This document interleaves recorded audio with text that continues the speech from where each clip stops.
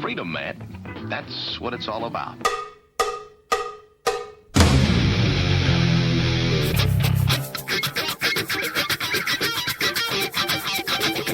You've got to groove on freedom, like the good book says.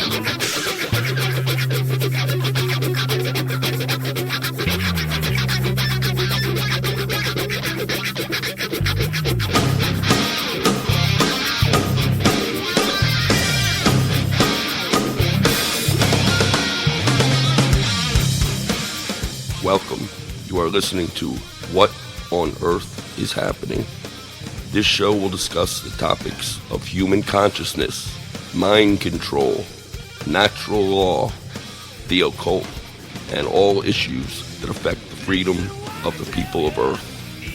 What on Earth is Happening will endeavor to shine light upon the darkness of our world and to offer empowering solutions to the problems we face as humanity approaches its critical moment of choice.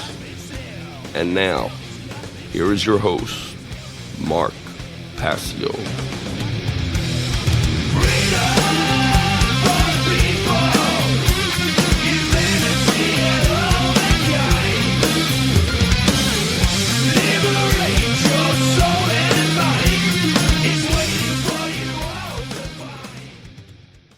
Welcome one and all, you're listening to What on Earth is Happening right here on RBN. I'm your host Mark Passio, my website whatonearthishappening.com, the network's website republicbroadcasting.org. Today is Saturday, April 18th, 2015. This show is live every Saturday evening from 10 p.m. to 1 a.m. Eastern Time. That's 9 p.m. to midnight Central Time. Ladies and gentlemen, it is officially history. The Free Your Mind 3 conference went down last weekend in Langhorne, Pennsylvania, just outside of Philadelphia, and man, was it one for the history books. I'm telling you, this was the greatest event that I have ever attended in my life. Tonight on the show, we're going to do a full recap of Free Your Mind 3 with one of the main organizers of the Free Your Mind 3 conference, Bob Tuscan, who's going to be coming onto the show with me in just a few moments. I also want to take calls in the first hour, I want to take calls from anyone who attended the Free Your Mind 3 conference. So during the first hour only, calls from people who attended Free Your Mind 3 only. Only attendees of the Free Your Mind 3 conference, please call in the toll-free number to join us in the first hour with Bob Tuscan, Free Your Mind 3 organizer. The toll-free number to join us, 800-313-9443. Once again, toll-free, 800-313-9443. Bob's going to be coming on with us in just a few moments. I have a couple of very quick event announcements. They're not event announcements, just a couple of quick announcements. I do have some What on Earth is Happening promotional t-shirts left from the Free Your Mind 3 conference, but I'll tell you what, I don't have many of them. They really people really loved the new design, and people were just so generous and supportive. I went there with 2 boxes full of shirts and left with like less than, I think, about 7 or 8 shirts. So I'll already have to be reprinting this design. It was very popular. People seemed to like it a lot. And again, they were just very generous and supportive. So they really went fast at the conference. The new design was debuted at Free Your Mind 3. It's now available to the public. The design has been posted to whatonearthishappening.com. So if you're interested in receiving a What on Earth is Happening promotional t-shirt as a gift in return for a voluntary donation, you can click on the promotional t-shirt link on the left-hand side of the whatonearthishappening.com website, and there you can take a look at the new design. There's also a donation button on the left-hand side of whatonearthishappening.com. If you feel that you have received value from the information that I have shared and presented here on the What on Earth is Happening radio show and website, feel free to make a voluntary donation to help support my work so that I can continue it into the future. There is an ongoing donation drive for Republic Broadcasting. If you want to help keep Republic Broadcasting going. Again, it's listener supported, a station like this. A lot of costs associated with hosting a online network like this. Feel free to make a donation to help support RBN. You can call toll free to pledge a donation, 800-724-2719. Once again, toll free, 800-724-2719. You can click the PayPal link on the donation tab at republicbroadcasting.org. So just go to republicbroadcasting.org, click on the donation tab, and then click on the PayPal link, and you can make a donation via PayPal. Or if you want to send in a check via snail mail, you can send it to 2251 Double Creek Drive, Suite 302, Round Rock, Texas, 78664. Once again, 2251 Double Creek Drive, Suite 302, Round Rock, Texas, 78664. All right, with no further ado, let's go to our special guest for today, the main organizer, along with John Vibes, of the Free Your Mind 3 conference, Bob Tuscan. Bob, welcome to What on Earth is Happening. Boy, you're lucky I didn't put you in cuffs at the Free Your Mind conference. He's starting already. You got a little out of hand there a few times, Mark. Well, we'll have to get the cult to take care of you next time. That's right. I did get a nice grope down on my way back from the conference. Boy. Yeah, man, I did. I look forward to the gropes that the beautiful hands at the TSA administer. And I've posted that video on my YouTube channel, of course, so if anybody wants a good laugh and to see my belly sticking out, I guess I've gained a few Free Your Mind pounds. Next conference needs to be Free Your Belly from the amount of weight that I've gained over the past few years. What happened was my wife gained all this pregnancy weight, Mark, and I felt bad for her. So I tried to, make her feel better, and then she lost all the weight after the baby was born, and I didn't. So, what can you do? It evens it out, right? It does. It does. It's all about balance and feminine. Exactly right. So I had a blast. I don't know about you, but I had a good time, and I think the information was equally as compelling as the energy there, as the vibe from getting to talk with people, getting to meet face-to-face with like minds. We can't underestimate just how powerful that is by itself. The idea that we have 500 people in a room together that get what's really going on this planet, to various degrees perhaps, but nonetheless, all have a common bond of being folks that are fans of good over evil. And to me, that is, in a sense, the underlying theme of it all, is that we are there to expose evil and promote good and promote love and so on and so forth. And one of the things that I noticed right away, Mark, was that anybody that I spoke to, from the hotel staff and everyone else in the area that was affected by the attendees of Free Your Mind 3, I got rave reviews about these people.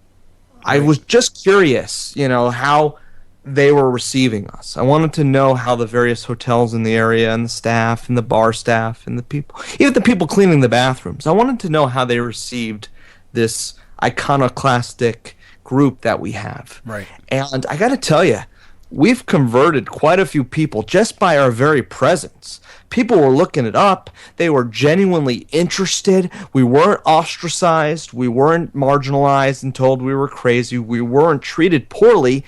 And, of course, we didn't treat people poorly. Exactly. They got that vibe of love, and they got the idea. And there was one little caveat here. There was an episode, I believe, on Saturday night where the order followers, the cult members, were called to the hotel that the conference was held at the Sheridan, Bucks County. I was not aware of this. Well, I'm going to share this with you, Mark, because my heart dropped when I heard this. I said, really? They said, yes, there was a domestic dispute at the bar, and the cops were called. And instantly I started to say to myself, no, this can't be. Really? I was starting to say to myself, well, none of us are perfect. Just because we're here doesn't mean we can't have disputes, blah, blah, blah, blah, blah. And I started to ask around, do you know if it was our group for sure? Can you confirm that? Finally, I get wind of who it was. And, well, lo and behold, it was not our group. It was actually some other small group that was happened to be staying at the hotel. Right. That was a part of a fencing club. Go figure. So I just said to myself at that point, this event is not going to attract that sort of energy. And I'm even surprised that sort of energy could breathe at the conference with all of us around. And, days after, in correspondence with everyone, I was just hearing again and again just how cool everyone was and how gracious the people were. They were genuine human beings, Bob. I mean, it's like what the Earth could actually become. It's what the people of Earth could actually become if they allow knowledge to transform them. And these people were of a whole different order of consciousness from the people that are just around us on a day-to-day basis in our lives on the street where we live. And it was just amazing being around that level of consciousness for 3 whole days. It was like riding high, without any substance whatsoever needed. No substance needed, but you were on a total high the whole time. I couldn't agree more, and I was just completely consumed, and I needed a vacation from the vacation, but it was a good drain of my energy, perhaps. And I think you hit the nail on the head with what you just said. These were human beings. That's right. These weren't people that have been dehumanized. These aren't people that have been made out to be primitive beasts. These were human beings that operated as such and shared their consciousness as such. They weren't belittled and brought to that beast, that Leviathan, that the powers that shouldn't be have been trying to convince us humanity is comprised of. No, folks, this was human nature at its finest, not human behavior, but human nature. And I talk a lot about that in my talk that I gave in looking at scarcity and its effect on our behaviors and our true nature, which is out of love and out of a spiritual abundance and so on and so forth. And I believe that this consciousness being in such abundance, this vast, open-minded yet critical-mindedness that was found at the conference, and I don't mean to sound like a cheerleader here. We're not trying to sell you, obviously. The conference is done. But at the end of the day, it was something to be experienced. You're going to want to be there. I know everybody who missed it is disappointed. They're going to watch the talks at freeyourmindconference.com, but ultimately it does not do justice to the actual physical of being there. Yeah, the experience of being there could not possibly be replaced by an internet experience, by just watching it, watching the speakers online. You'll get the information that was shared for sure. Right. And that's of ultimate importance, of course. That's why the conference is hosted to begin with. But being there in person and being around people of that level of consciousness all in one place cannot be replaced without any question in my mind. One of the things that I really found exciting and enjoyable about this particular year's conference for me personally was since the responsibilities of organizing the conference were handed on to yourself and John thanks Vines. a lot. Yeah. And the other main organizers of the event. I played an ancillary role in the organization of this conference at the very best. But this kind of freed me up to really interact with the people who attended. And it's something I had been wanting to do the past 2 events, and just because of all of the responsibilities I had in the organizational role, I was not able to do that to the extent that I was this year in past conferences. So that's the part of the conference I enjoyed the most, even beyond the information sharing, which of course is critical. I really enjoyed the dynamic interaction with the people who attended, and they just really gave me some hope about the possibilities of what we can create here by just being around them and talking with them, getting into the interactions that I participated in with them.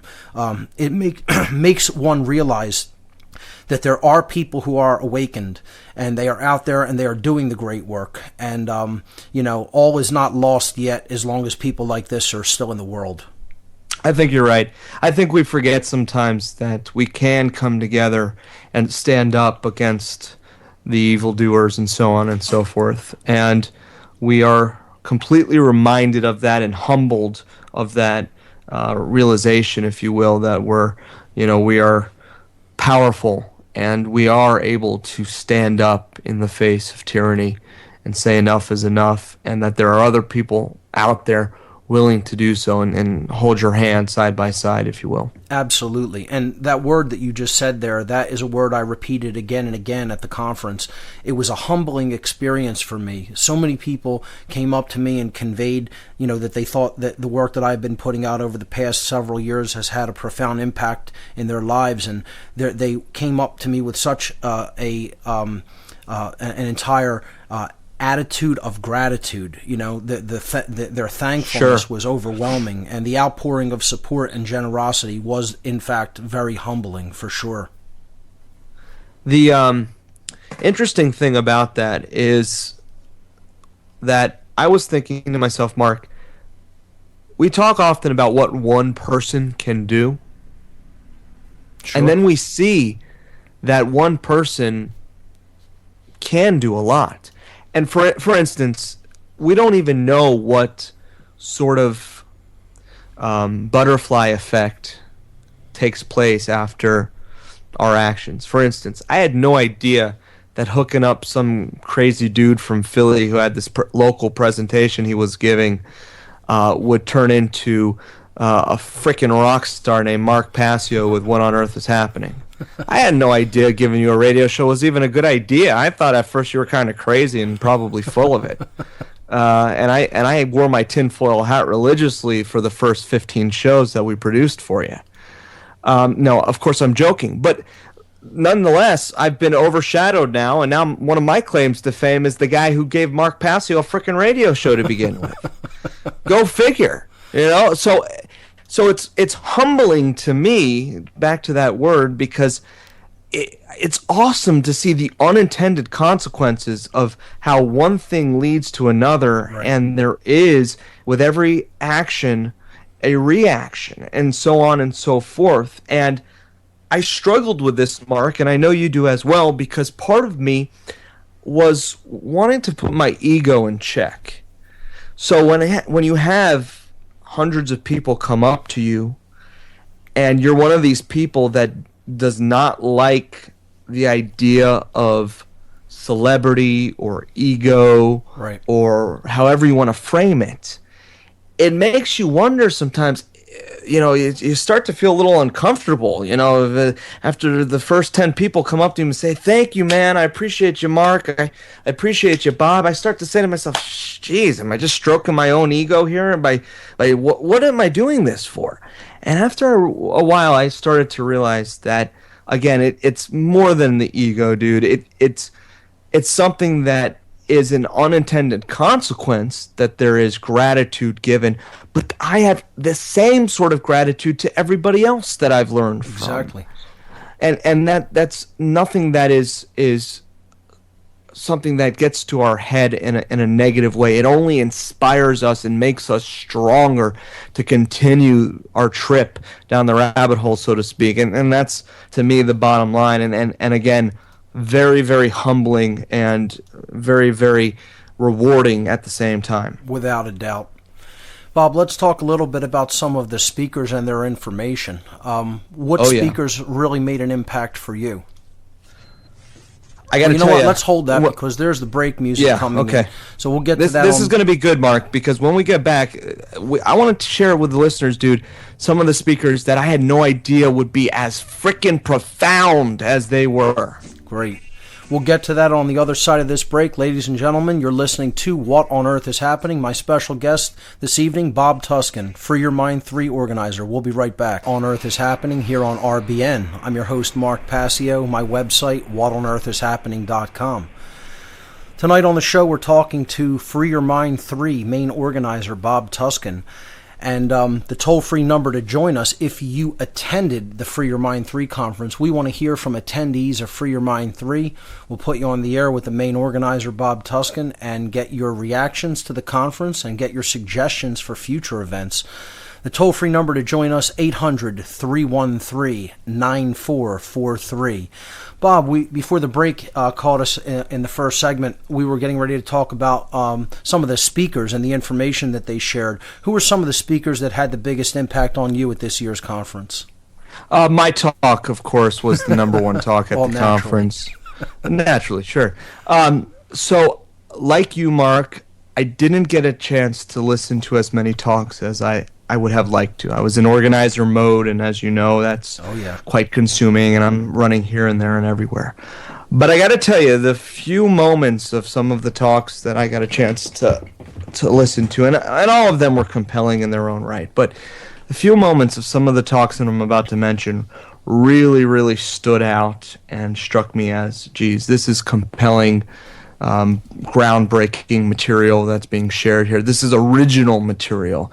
You know, anybody can repeat some of the stuff we've learned over the years about this and that. You know, there's researchers who kind of gather information and put together puzzle pieces on some level. Right. And then there's researchers that come at you and you're like, how the hell did they think of this? How the hell did they connect these dots in such a compelling way?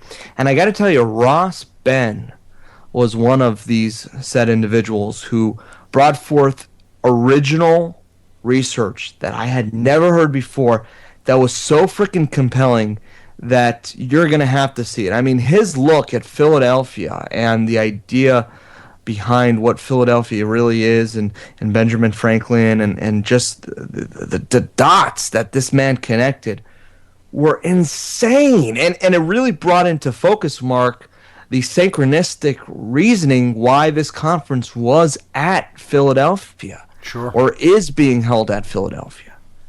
Yeah, I heard. Did you get a chance to hear some of that? I unfortunately did not catch Ross's presentation this year as I did last year or 2 years ago with Free Your Mind 2. When I thought it was phenomenal. His presentation was phenomenal at Free Your Mind 2.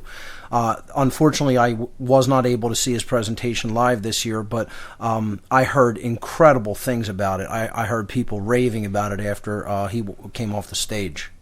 I mean, absolutely brilliant research, and again, all original. He broke down some things, very detailed things that you won't find in reading a book about this sort of stuff, or in reading an article or watching a documentary online. Yeah, it's definitely deeply occulted information, because he gets into geomancy and earth energies and energy lines that run on the surface of the earth and how they converge at certain points on the earth, and how these dark occultists use this energy grid system to kind of, send dark energies throughout the planet. And this has been a fulcrum point of his work, and I think it's groundbreaking, and a lot of people are really catching on to this and beginning to understand it, and he puts it out there in a deeply focused way, as you said. Sure does. The other compelling talk on so many levels was Janice Barcelo's very, very disturbing talk. Now, I did get to see a good portion of that one, and I agree. That's very powerful and important information for people to understand. Yeah, and very difficult to sit there and listen to, unfortunately. About birth trauma and what happens to children in hospitals when they're born. Right. And some of the imagery behind her talk was very graphic. Sure. And, people were in tears, and it was just very hard, but very hard to handle, but very important to expose. That's right. And to try to continue to, rejuvenate ourselves and heal ourselves. Rehabilitate is the word I was looking for there, as I tripped all over my words. The other cool thing I want to shout out to was the open mic deal. Oh, yeah. We had probably 50 people, I want to say, participate in the open mic. Amazing. And we had guys talking about anything from one of the guys did something on radio frequencies and cell phones and the dangers of that. Another person did something on drinking distilled water versus other types of waters. Right. One person came up and talked about urine therapy. Right.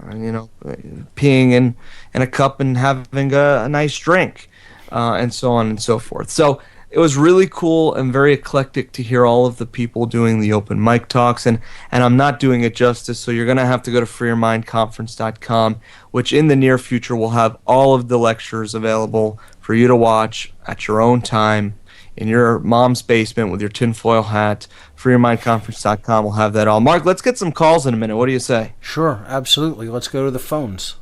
Let's hear from Nathan in Arkansas. Nathan, you're live on What on Earth is Happening with our special guest Bob Tuskin. Welcome to the show. Mark, I was leading you into the break, man. I completely missed it. I'm unfortunately not hearing it in my headphones, so I'm way off tonight, brother.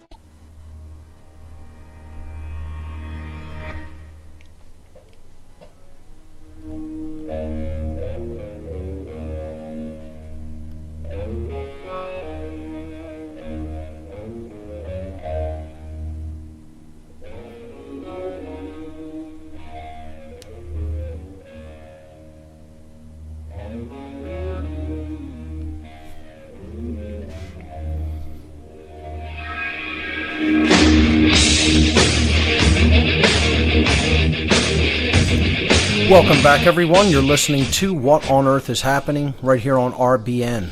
I'm your host, Mark Passio. My website, whatonearthishappening.com. I apologize. I went over the last break. I had a hard time hearing the bumper music coming in, but we were about to go to some phone calls with our special guest, Bob Tuskin, one of the main Free Your Mind 3 organizers.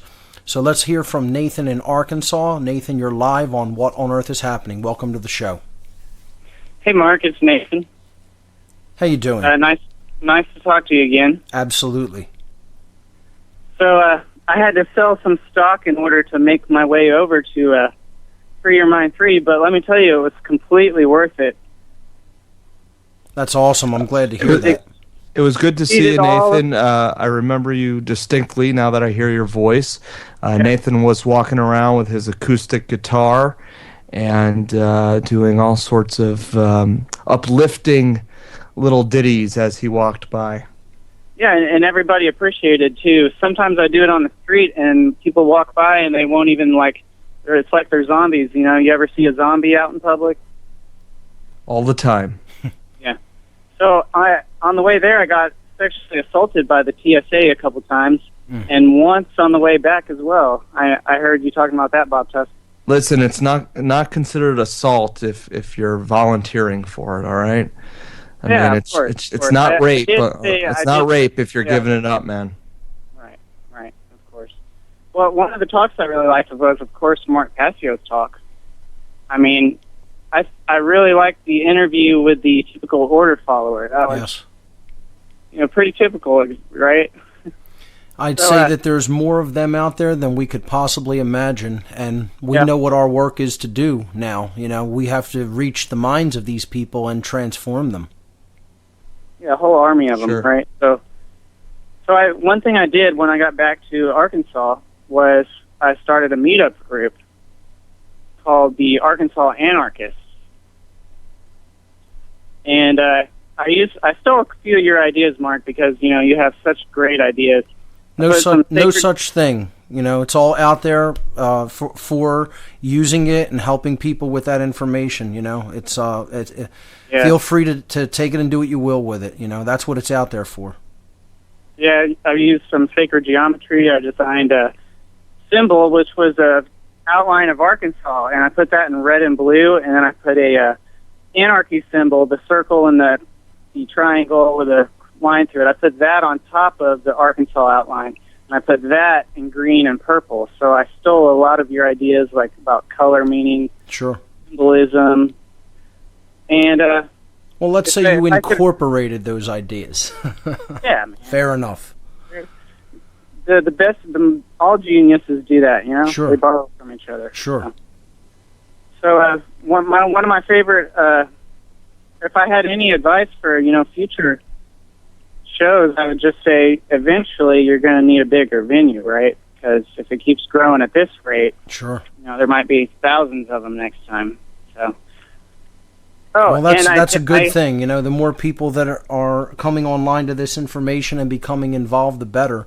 One of the things that I also enjoyed was the grassroots efforts. You saw so many people coming from other states in the United States that had already put together groups, activist groups in their area, Free Your Mind groups from all over the whole United States, and that's what I love to see. I want to see more of that type of, grassroots activism happening everywhere. No, that's exactly right, Mark. That was one of the most badass components of this all, is that people are starting groups, free your mind groups, anarchy groups, whatever you want to call it, freedom groups, and they're, gathering each other and meeting not just at these conferences, but starting to meet locally as well, and coming from all over the place to meet the other groups at the conference as kind of a central location, if you will. Nathan, good to hear from you, man. I appreciate it.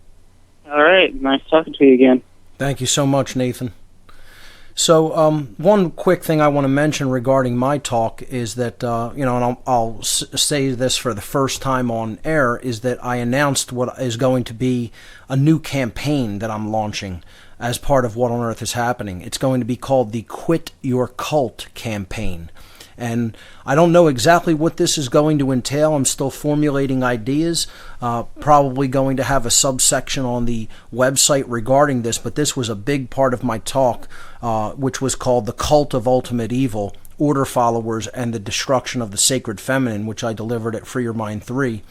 I kind of announced in that presentation that I am going to be forming this campaign called Quit Your Cult, which will be directed toward helping order followers to get out of the cult that they are in, mainly meaning military and police, but basically anybody that is a supporter of government and involved in the government in any role whatsoever.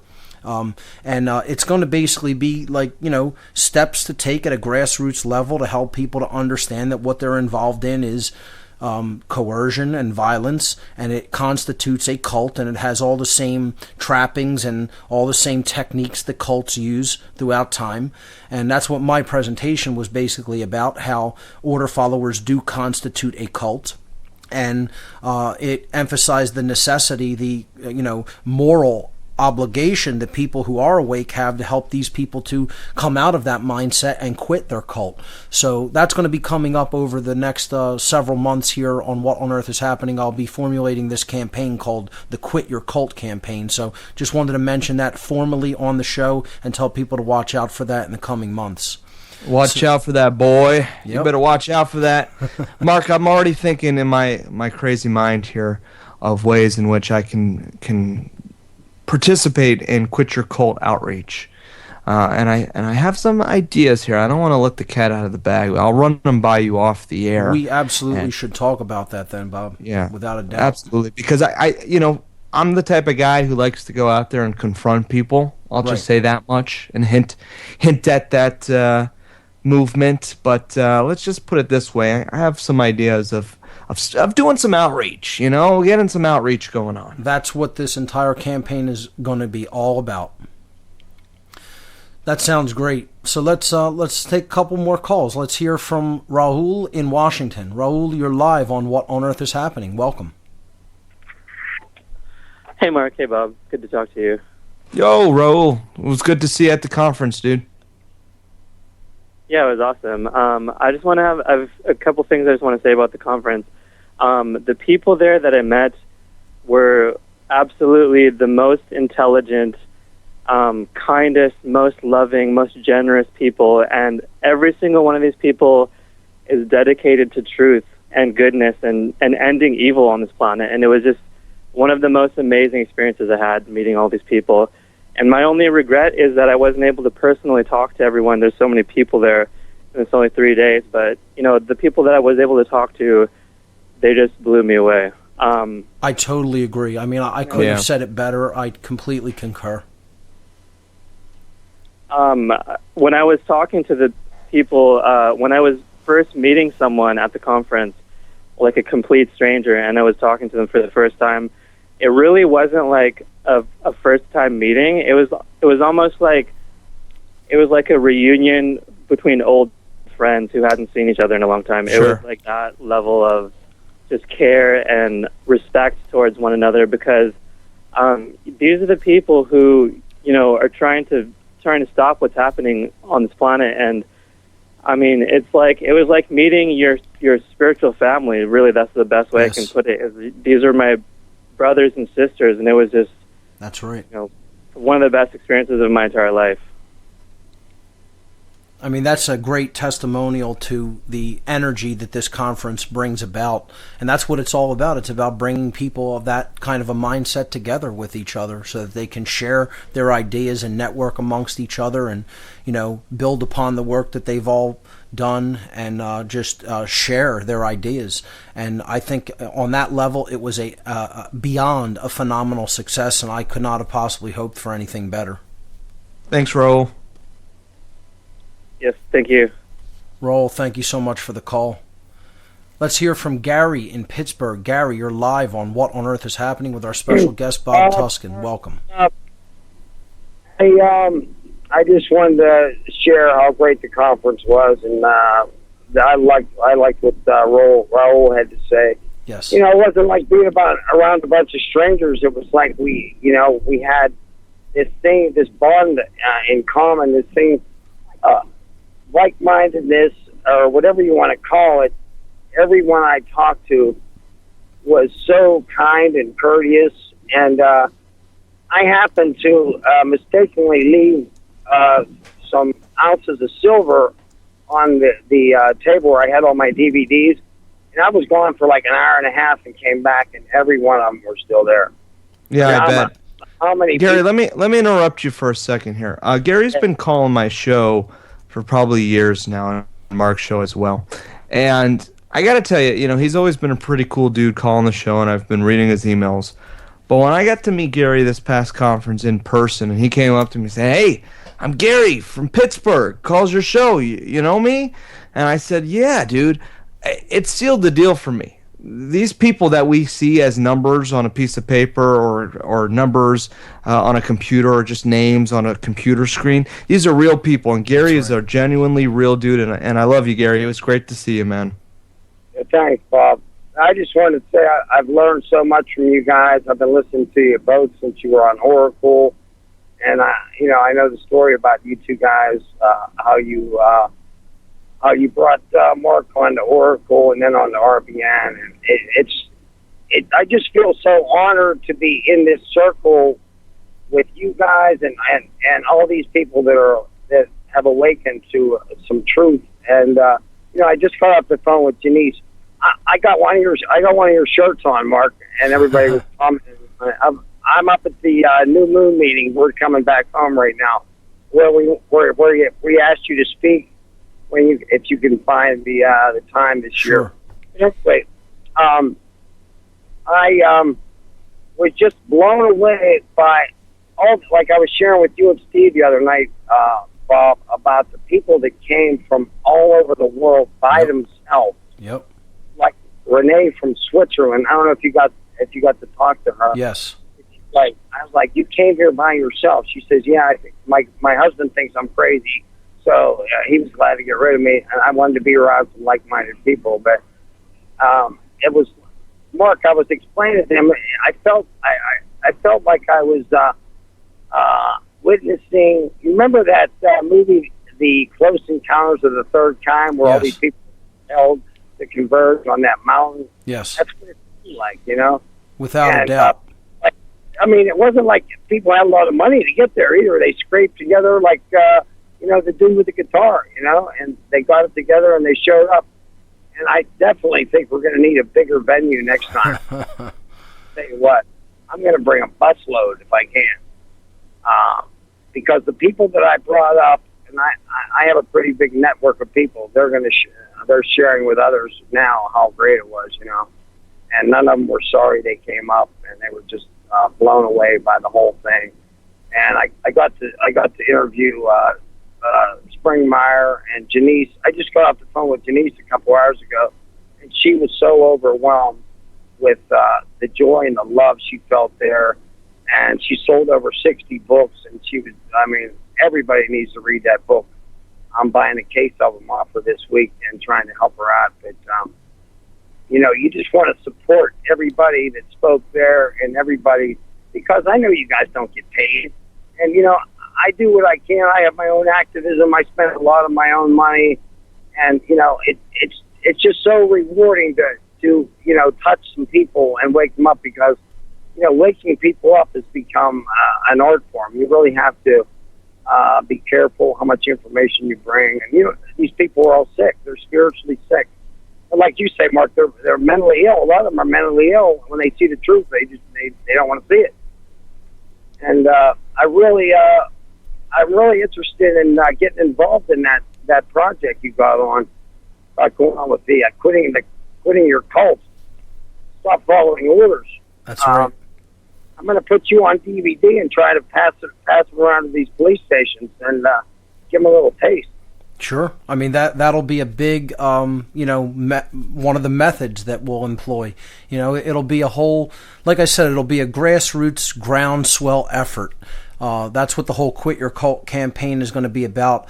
Like I said, I'll probably have a subsection within the website that'll just have, little things that people can do on a day-to-day basis to try to reach out and infiltrate this cult. That's what I talked about is needed on our part. We need to infiltrate this cult of order followers. We need to go around them in their everyday lives. Of course, you could try to confront them while they're on duty, quote unquote, but that's going to be very difficult to reach them when they're in that mindset. We have to talk to these people when they're off duty. We have to talk to them in their personal lives, in the lives of people who we know who are involved. Everybody probably knows somebody who's involved in a governmental position or in a position in the military or the police in some capacity, or have friends or family members that are involved. We need to deal with them in our personal lives on a one-to-one basis, and that's going to be a huge part of this campaign that I'll be launching. Right. I think it's a worthy cause. And before I go, if you're serious about helping recovering addicts, I'd be glad to help you in any way I can. Without a doubt. Gary, we need to talk personally off air as well very soon, and there are definitely lots of projects I would like to work on with you in that regard, and I would like to come up and speak at that gathering that you told me about, so we should talk off air and set up these projects as well. Okay, Mark, you got my card. I had a nice talk with Barb, man. She's a super woman. You're very blessed there. Absolutely. Very blessed in your corner. Gary, thank you so much. I'll be calling next week. All right, dude. Take care, man. Gary, thanks so much for the call. Here. Oh, yeah. I'm anxious to hear what every single one of these calls have to say. All right, let's move on and hear from Bill in Idaho. Bill, you're live on What on Earth is Happening with our special guest, Bob Tuskin. Well, bless you all. Thanks so very much for your efforts for the Republic. Bill, you were at the conference?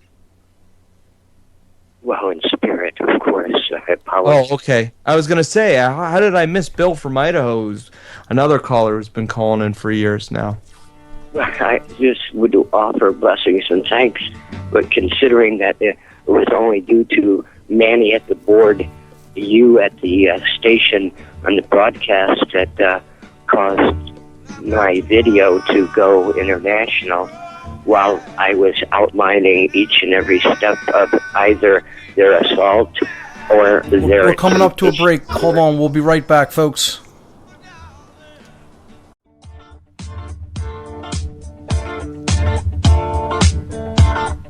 We don't need no education.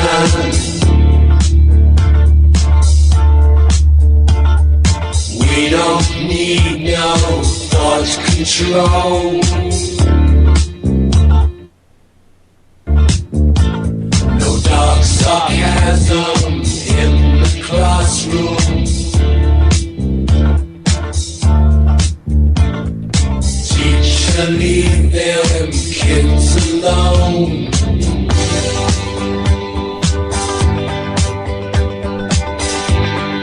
Hey, teacher, leave them kids alone.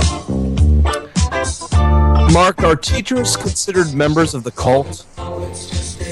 Well, I would guess it would depend on just how much they're indoctrinating the children to the governmental belief system versus how much they're trying to get them to think for themselves and actually, discover things on their own.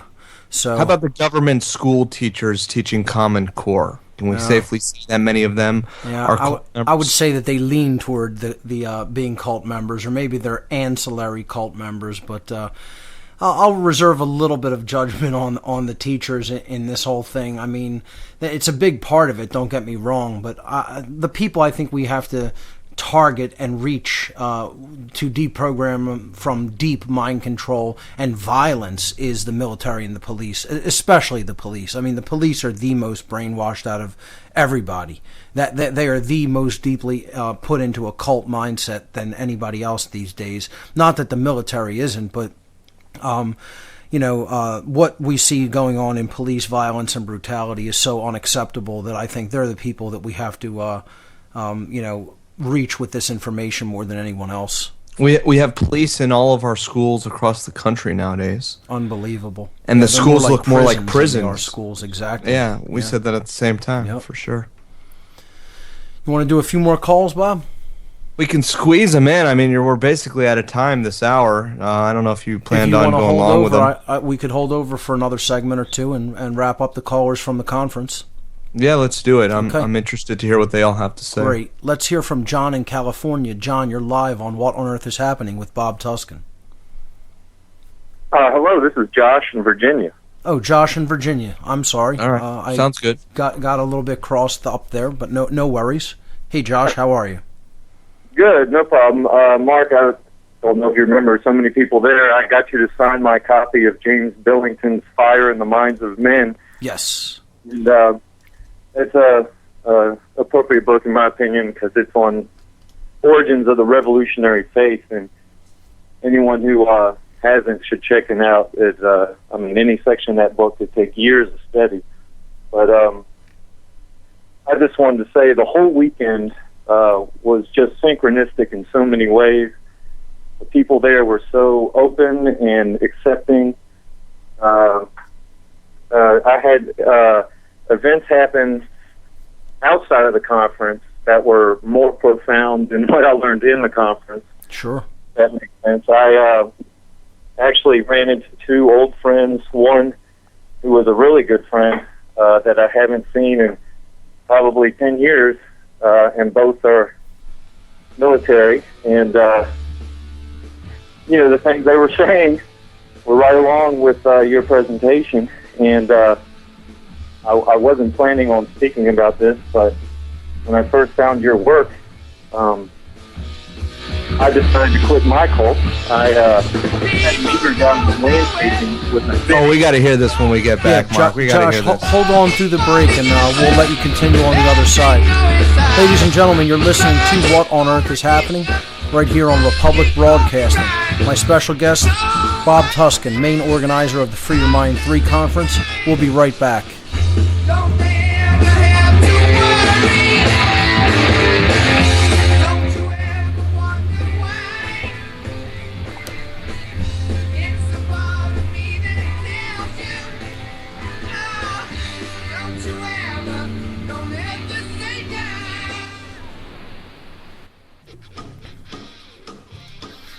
Welcome back, everyone. You're listening to What on Earth is Happening here on RBN. I'm your host, Mark Passio. My website, whatonearthishappening.com. My special guest tonight is one of the main organizers of the Free Your Mind 3 conference, Bob Tuscan. And we're taking calls from people who attended the Free Your Mind 3 conference. And all issues that affect the freedom of the people of Earth. Toll-free number to join us, 800 What on Earth is Happening, 313 to shine light upon the darkness of our world and to offer empowering solutions. It looks like we're having a problem with the ducking on the bumper as music. Humanity approaches its critical moment of choice. And now, here is your host, Mark Passio.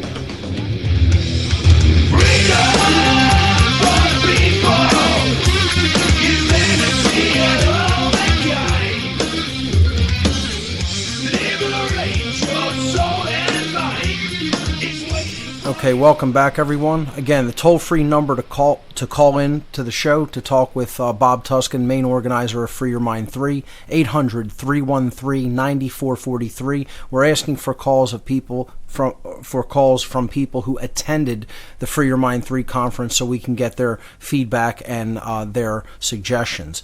So let's continue with Josh from Virginia, and he was telling us about how he was formerly in, I believe you said, the military, and you got out of that institution. No, sir. I met with friends who were in the military. Oh, okay. But I had, like I was saying, I had just a small little landscaping job for a good-sized city.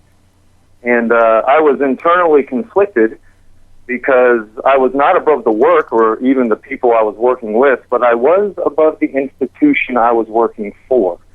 And one day, it was at the end of the day, it was pouring rain. We couldn't do much. We were all back at the shop. It was about 45 minutes until we were allowed to leave. And there was a bunch of people in a room waiting to leave who could just as easily get up, go out the door, and go see their families, do something productive, not waste taxpayer dollars. And that's exactly what I did. I got up, I left, went home, went online, and wouldn't you know it, went on Richard Grove's website, and there was a video called Natural Law by Mark Passio. Wow. And I didn't quit my job that day, but in my mind, I made the decision mentally that I would do it no more. And Mark, you've uplifted me so much in my thoughts, in my mind, in my actions, in my life. And I thank you for that very much. Well, I appreciate that so much. And I'll end on this. I'll make a deal with you, Mark. Sure. You told me that next conference you hoped that you would be signing your own book. Yes. And if it's out, I'm going to be there with copy in hand. It will definitely be out by the next conference. I won't let it go that long. But I'm still working on editing it, and hopefully it'll be a few more months. So, Josh, thank you so much for that call. Yeah, good to hear from you, Josh. My book will also be out. It's going to be a coloring book, but it's going to be colorful. I can guarantee it. It always is with you, Bob, without any exception ever. Well, thank you. Let's hear from John in California. John, you're live on What on Earth is Happening. Mark, Bob, can you hear me? Absolutely. Yeah, John. It is great to meet you. And I did not go to the Free Your Mind conference. Hang up on this guy. Hang up on him. I wanted to go. I didn't know anything about it. Mark, I've been dying to talk to you. I just love your work. I mean, you have just opened my mind, and I don't even know where to start. So I'd just like to throw a couple questions at you. Sure. You know, I was watching your Demystify series, and you started talking about 11/11. Yes. And I had this experience at a university. I went back as an older student, and I got thrown out. I got kicked out of all 23 universities because I wrote a story. And I won't get into it, but to make a long story short, I know that I'm supposed to write a book about the story and what happened to me. Or I always felt like I was. And I'm listening to your Demystify series, and you're talking about 11/11, and I'm like, I never see 11/11. I never see it. So it must mean that this is just some weird thing. I'm supposed to move on. I had a Facebook chat with a friend months prior, and I had saved it because I deleted my Facebook. And I went back, and I'm reading because it's part of the story, and I had fallen asleep for an hour and 38 minutes. 11/11 was all over it. When I was asleep, I had sleep typed. I did it at 9:49. That's 22. That's 11 and 11. I did it at 1:10. That's 111. I did it at 11. At 11 p.m. I was asleep, and I woke up, and I hit plus minus 185 times in 1 minute. Amazing. At 11:11. I mean, it seemed to be a number that kept coming up around the time of the conference. That and the number 23, you know, and you think about it, 23, I mean, well, let's start with 11/11. As you said in my Demystifying the Occult seminar, I touched on this in the final section of that presentation of that seminar. By the way, I didn't mention this. I should have mentioned this during the announcements. My Demystifying the Occult seminar was completed, being edited by Richard Grove, who filmed and edited it. And it is now on the whatonearthishappening.com website in the video section, and it is also on my YouTube channel. This was actually completed the week before the Free Your Mind conference, so I didn't get a chance. Of course, I wasn't on the air last week because I was at the Free Your Mind conference, and didn't get a chance to mention this. So I'm glad you even helped me to recall that, so I could tell people that is out and on the website. But the number 1111 represents the call of the light worker. In other words, calling people to do the great work, to transform themselves and then to help to transform other people through the dissemination of knowledge. And, that's so powerful that was a synchronistic number that kept coming up before the conference and during the time of the conference and at the conference even. And the number 23 I kept seeing and still have been seeing. I mean, this has been repeatedly actually over and over again, the number 23 in the last month or so for me. And that is the number in the occult, in different systems of occultism, particularly thelema, which means it means to get out of mind control, to free the mind. And it's just so amazing. What an amazing synchronicity that the number 23 kept coming up for me around the Free Your Mind conference, because that is what the number actually represents in different systems of occult thought, in numerological terms. That's incredible. Mark, I kept seeing 666 everywhere. What does that mean? Does that mean anything? Yeah, that means that, we have a lot of work ahead of us still. Yeah, sure does. Yeah. Thanks, John. Just wait, can I? Yeah, sure. Continue. Okay, so just real quick. The local sheriff uses a 7-pointed pentagram. It's upside down. The top point's pointed down. Is there any significance to the extra 2 points compared to the 5-pointed pentagram, or is it just the number 7 in distortion? Well, I believe they use that to represent the septenary, the 7, planets, the 7 chakras, etc. I've talked about the importance of the number 7 as being like a divine number. So they're setting themselves up in the sense of we are the gods, we are divinity, we are the spiritual essence that runs through everything, and they're none of those things, but in proxy, symbolically, they're trying to represent that, and not only represent it, but then turn it upside down. That's why that 7-pointed star is always inverted in police regalia. So it's all dark occult symbolism, of course. That all of their regalia and symbolism is just dripping with dark occultism, as always, because that's who owns them. The dark occult owns the police and military. Well, is the courthouse? I went in the courthouse, and there's the compass in the square. I mean, it's just they're dressed in black. Is the black robes a symbol of Saturn? Is Saturn the dark? Is Saturn the dark sun? A lot of dark occultists see it as such, possibly as a failed star of some kind, or just being the base chakra, representative of the base chakra of the solar system, which is about base consciousness and control. Saturn is known in astrology as the planet of discipline and control. It's the disciplinarian energy, and they see themselves as that. They see themselves as we are the law, we are the ones who are going to control the actions of other people, and it is a Saturnian cult without a doubt. The black robes, the rituals that are basically performed in court, it's all part of a Saturnalian cult without any question in my mind.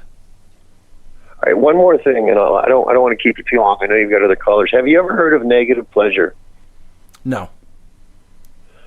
Okay, how much of this stuff that the dumbing down and the people, they spray out here, man, and nobody notices it. Oh, sure. Right, there was a huge spray day here in Philadelphia today. It's ridiculous. It's just like, how can news trucks not be crashing into each other trying to cover this story? Right.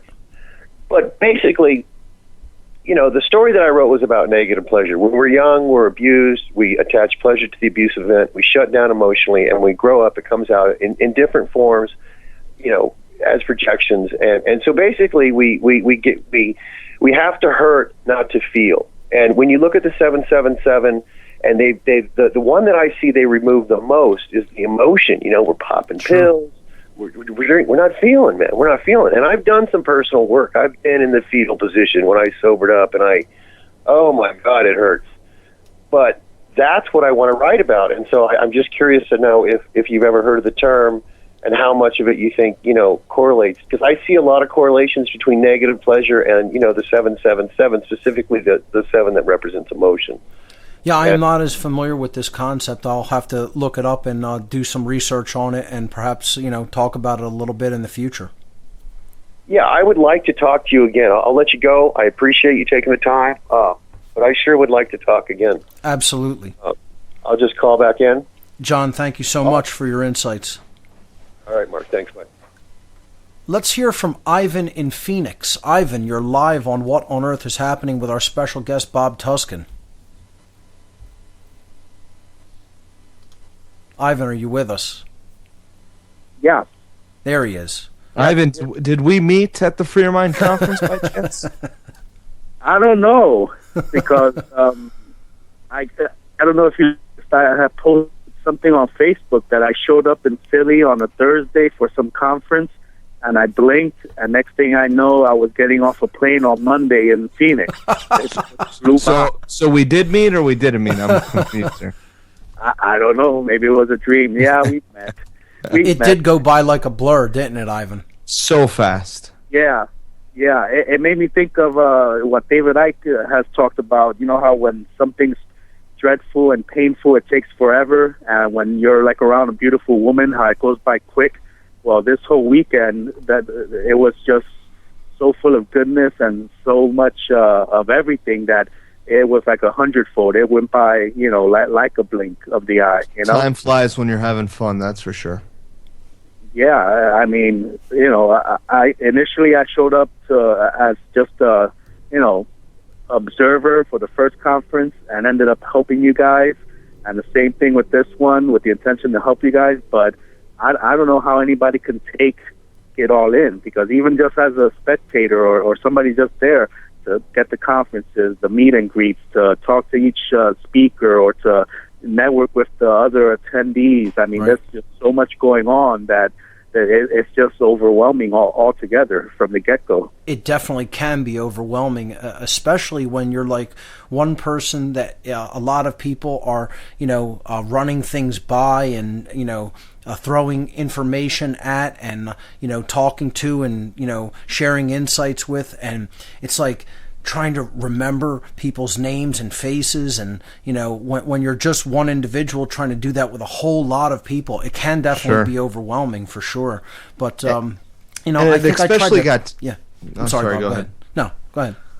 Oh, I was just going to make a smart-ass remark. I was going to say, especially got tiresome when everybody kept coming up to me saying, "What happened to your hair?" To me, that was one of the most largest burdens of the Bob conference. cut But his that's okay. signature long hair and has a different look now. So that was one of the first things people remarked on when they were meeting you, right? Yeah, unfortunately. I didn't recognize him. I picked you up at the airport, and you had to flag me down. I didn't know who the heck you were. So, I think it's just, I tried to just pace myself and just deal with people individually, one-on-one, and try to be fully present as much as possible. That was my quote-unquote game plan for the conference, and I think, it went pretty well. And, the energy that I felt was very high level and balanced, and just, it just spoke to the high level of consciousness of all the people there. I just wish we could see that extended so much more in society in general.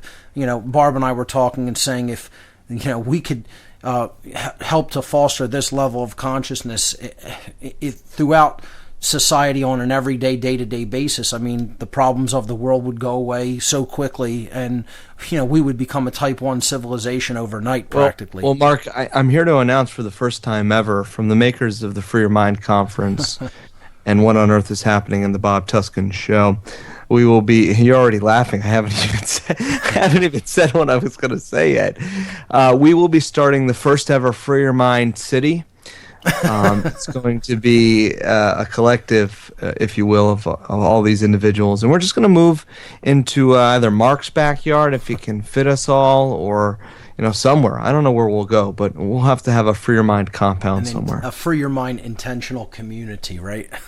Yeah, I mean, I dig it. I mean, ultimately, those are typically, they end up being kind of a shoddy experience and dysfunctional. But heck, if we could live in an autonomous, sovereign community, if you will, right? I think that would be awesome. With the kind of people that were there, I'll bet you we could make it work, because those people were definitely, like I said, of a higher order of intelligence, without a doubt. Yeah, and they had some good grass too, man. Always.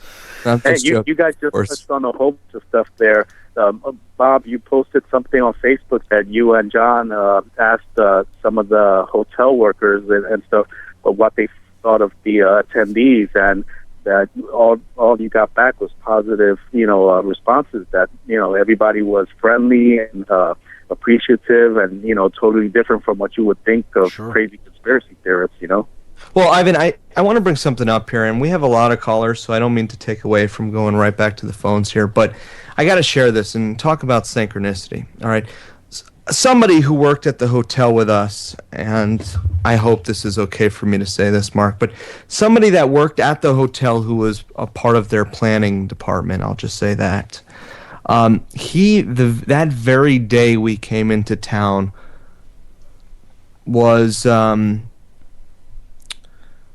given some bad news, and I saw him and I said, this is a guy I had been planning the conference with at the hotel for months now, and I said, I won't mention his name, but what's going on with you, man? Everything okay? I just kind of could sense something was up with the dude. Mm-hmm.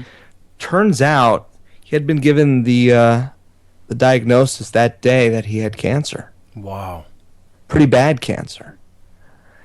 And I said, dude, this is your lucky frickin' day that our conference happened to be at the same time, because guess what, dude? Rick Simpson oil, B17, Laetril, soursop, Gerson therapy, and the list goes on, and I hope we save this guy's life. Ladies and gentlemen, you're listening to What on Earth is Happening with our special guest, Bob Tuscan. Stay with us. We'll be right back.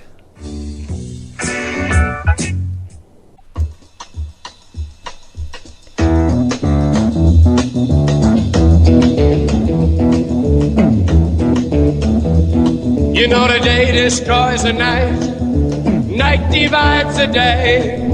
Try to run, try to hide, break on through to the other side, break on through to the other side, break on through to the other side, yeah. Welcome back, everyone. You're listening to What on Earth is Happening here on Republic Broadcasting. I'm your host, Mark Passio. My website, whatonearthishappening.com. Bob Tuscan, main organizer from the Free Your Mind 3 conference, is our special guest this evening. He's going to stay with us for this one more segment, and we're going to just try to blast through some calls from attendees of Free Your Mind 3. Let's hear from Dave in Nevada. Dave, you're live on What on Earth is Happening.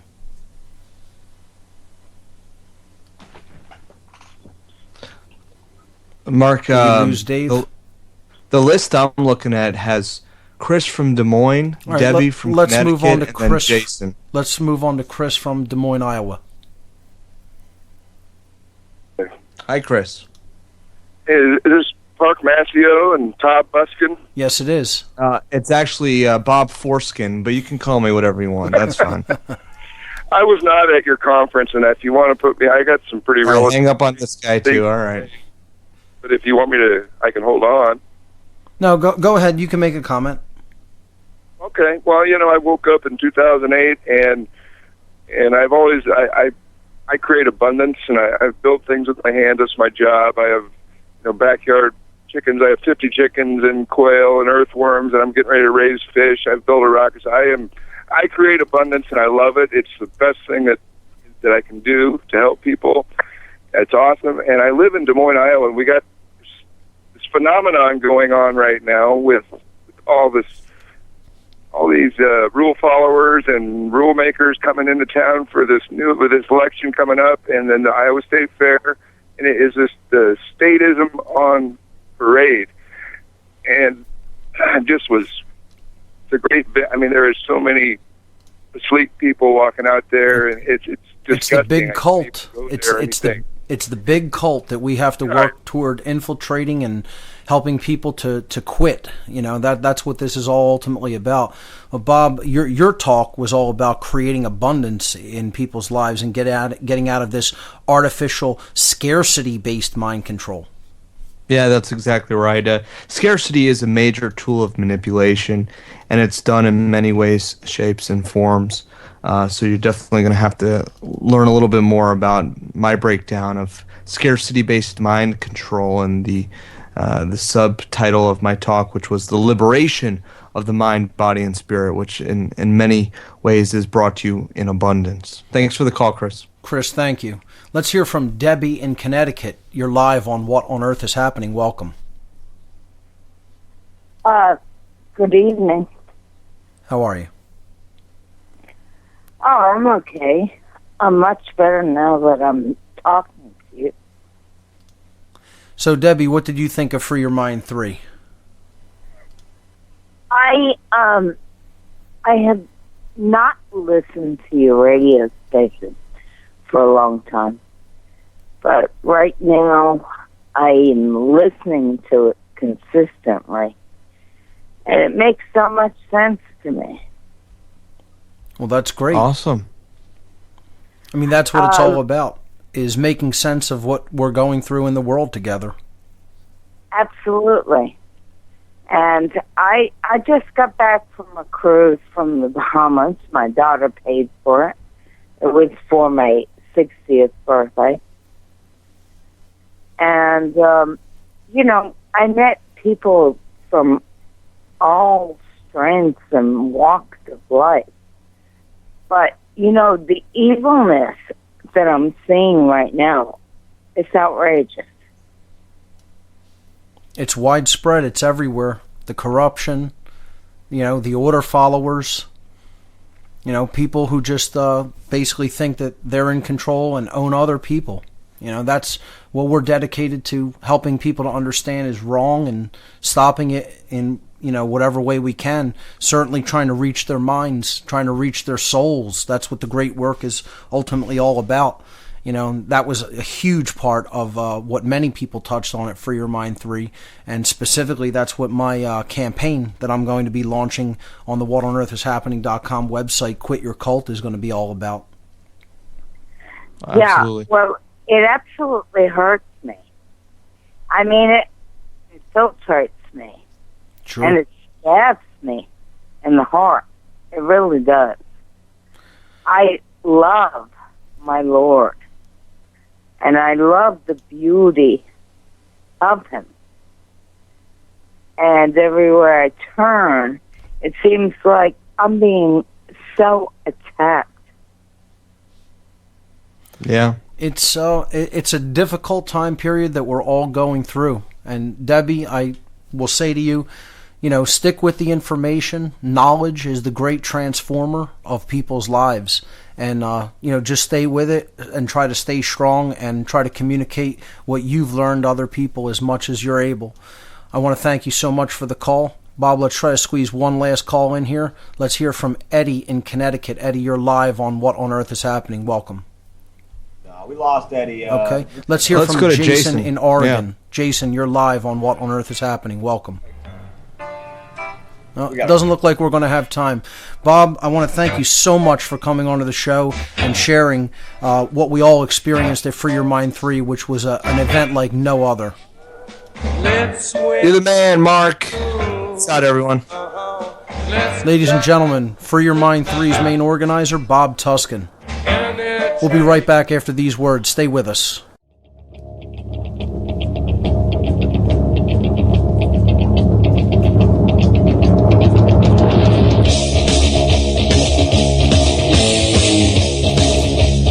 Welcome back, everyone.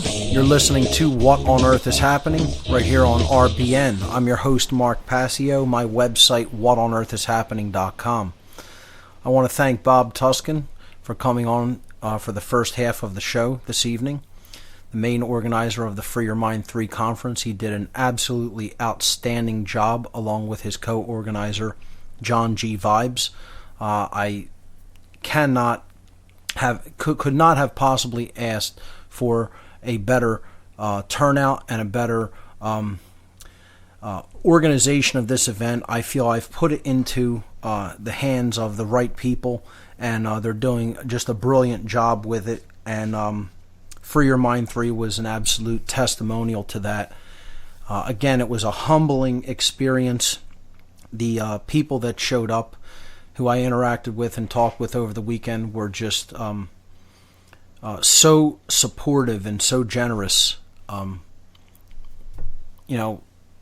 There are no words to really describe the whole experience. Again, I just want to say thank you to everybody that made it happen, and thank you to everybody that was a part of it in person. So I want to tell people who are holding on the phone lines, I may get to some calls later in the show, but I do want to do something that I talked about a couple of weeks ago. A couple of weeks ago, I was going into the psychological reasons that people fear rebellion against tyranny in general. And we read a couple of good essays on that. And as part of that, I had read a segment, an excerpt from a paper that was written by Thomas Paine back in 1776, the year that the American Revolution began.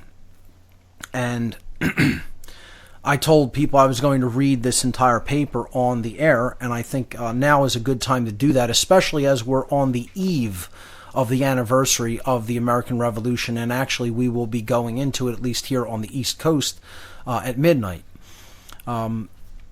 April 19th of 1775 is when the Battle of Lexington Green occurred. And those were the opening shots of the American Revolution, the so-called shot heard round the world. So this paper that Thomas Paine wrote, it was a series of essays that he distributed throughout the colonies, but particularly here in Pennsylvania, was written on December 23rd, 1776, issue number 1 of the series that Thomas Paine titled The Crisis. Many people may refer to it as the American Crisis, as it later became called, but it's simply referred to as The Crisis, and I will post it with this podcast. I believe this will be podcast number 191. We'll be moving toward the 200th anniversary edition shortly, soon enough. So what I want to do, I think, for the remainder of this episode is I want to read in its entirety the first edition of The Crisis by Thomas Paine. Thomas Paine is, of course, the most marginalized of the Founding Fathers. He's my favorite of the Founding Fathers. I think he was the most enlightened of all the Founding Fathers. And he's marginalized because he was so enlightened. And the powers that shouldn't be in our world today, who are rewriting and controlling, the communication of historical events through the control of textbooks and the control of information to the extent that they can control it. They don't want people to know about Thomas Paine. He's a thorn in their side, so to speak, because he was anti all forms of mental control. He was waking people up from the mind control of his day. And, he did this as a communicator. He was a great communicator, as you'll see when I read this paper. And it's just really sad to see how marginalized he is in the modern day, especially in education, because so many people could learn so much from reading Thomas Paine's work. I highly recommend it. And, if you do, you'll recognize that he was a man living way out of his time, who was way ahead of his time in his mindset. So this is the paper called The Crisis. It's issue number 1, December 23rd, 1776, and this is by Thomas Paine. Here we go. These are the times that try men's souls. The summer soldier and the sunshine patriot will, in this crisis, shrink from the service of their country. but he that stands by it now deserves the love and thanks of man and woman. Tyranny, like hell, is not easily conquered, yet we have this consolation with us, that the harder the conflict, the more glorious the triumph. What we obtain too cheap, we esteem too lightly. It is dearness only that gives everything its value. Heaven knows how to put a proper price upon its goods, and it would be strange indeed if so celestial an article as freedom should not be highly rated. Britain, with an army to enforce her tyranny, has declared that she has a right not only to tax, but to bind us in all cases whatsoever. And if being bound in that manner is not slavery, then is there not such a thing as slavery upon earth? Even the expression is impious, for so unlimited a power can belong only to God. Whether the independence of the continent was declared too soon or delayed too long, I will not now enter into as an argument. My own simple opinion is that had it been 8 months earlier, it would have been much better. We did not make proper use of last winter, neither could we, while we were in a dependent state. However, the fault, if it were one, was all our own. We have none to blame but ourselves. But no great deal is lost yet. All that Hal has been doing for this past month is rather a ravage than a conquest, which the spirit of the Jerseys a year ago would have quickly repulsed, and which time and a little resolution will soon recover. I have as little superstition in me as any man living, but my secret opinion has ever been, and still is, that God Almighty will not give up a people to military destruction or leave them unsupportedly to perish, who have so earnestly and so repeatedly sought to avoid the calamities of war by every decent method which wisdom could invent. Neither have I so much of the infidel in me as to suppose that he has relinquished the government of the world and given us up to the care of devils. And as I do not, I cannot see on what grounds the King of Britain can look up to heaven for help against us. A common murderer, a highwayman, or a housebreaker has as good a pretense as he. 'Tis surprising to see how rapidly a panic will sometimes run through a country. All nations and ages have been subject to them. Britain has trembled like an ague at the report of a French fleet of flat-bottomed boats, and in the 14th century the whole English army, after ravaging the kingdom of France, was driven back like men petrified with fear. And this brave exploit was performed by a few broken forces, collected and headed by a woman, Joan of Arc. Would that heaven might inspire some Jersey maid to spirit up her countrymen and save her fair fellow sufferers from ravage and ravishment. Yet panics in some cases have their uses. They produce as much good as hurt. Their duration is always short. The mind soon grows through them and acquires a firmer habit than before. But their peculiar advantage is that they are the touchstones of sincerity and hypocrisy, and bring things and men to light which might otherwise have lain forever undiscovered. In fact, they have the same effect on secret traitors, which an imaginary apparition would have upon a private murderer. They sift out the hidden thoughts of man, and hold them up in public to the world. Many a disguised Tory has lately shown his head, that shall penitentially solemnize with curses the day on which Howe arrived upon the Delaware. So I'm just going to break there for a moment. What Payne is talking about is, that the American Revolution has basically begun, and it's not really going as well as the colonists had hoped, because there's a lot of support from a lot of the colonists in the form of Tories, which he's going to get into. And he's going to explain, that, because of the support in the middle colonies of these Tories, these supporters of the crown, what we would call statists today, or supporters of slavery in any age. That's why the British decided to attack the middle colonies, to make that the seat of their war, as opposed to the northeast colonies around Massachusetts, because there was very little support from them there because of the kind of tyranny that they had already enacted upon the New England colonies. So continuing with Paine's words in The Crisis. As I was with the troops at Fort Lee and marched with them to the edge of Pennsylvania, I am well acquainted with many circumstances, which those who live at a distance know but little or nothing of.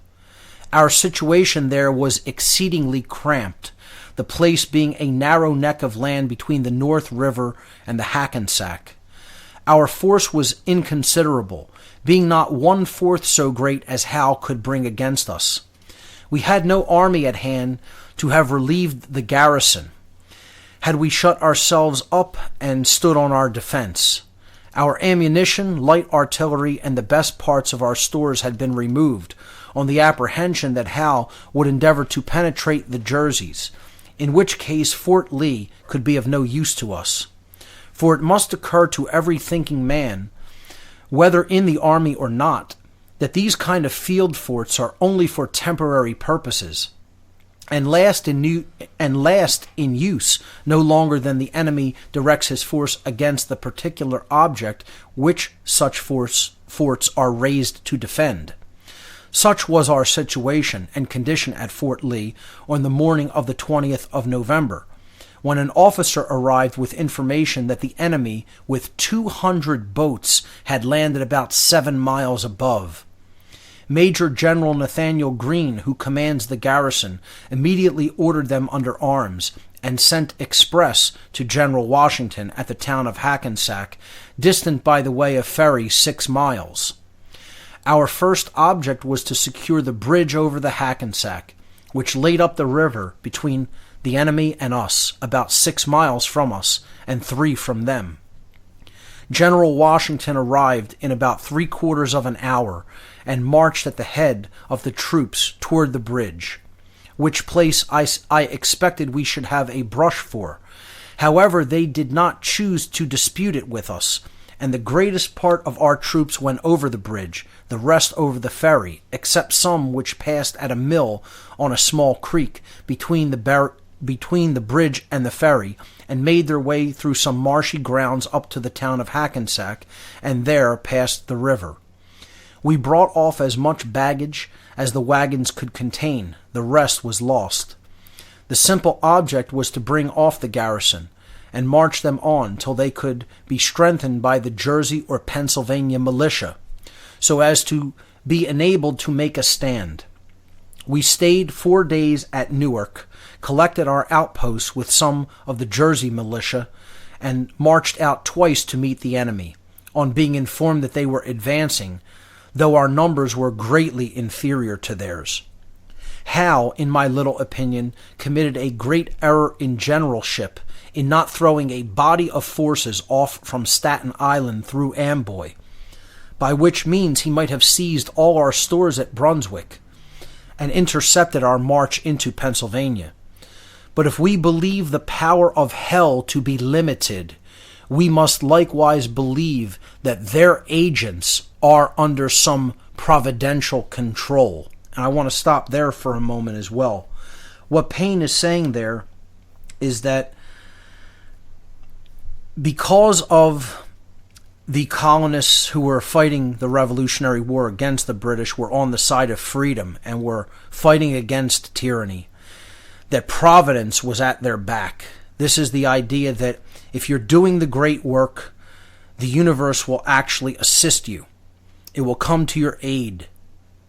And he's saying if these were agents of hell, they're under the control of providence as well, and the force of providence, or God, is working against them just the way was at the back of the revolutionaries.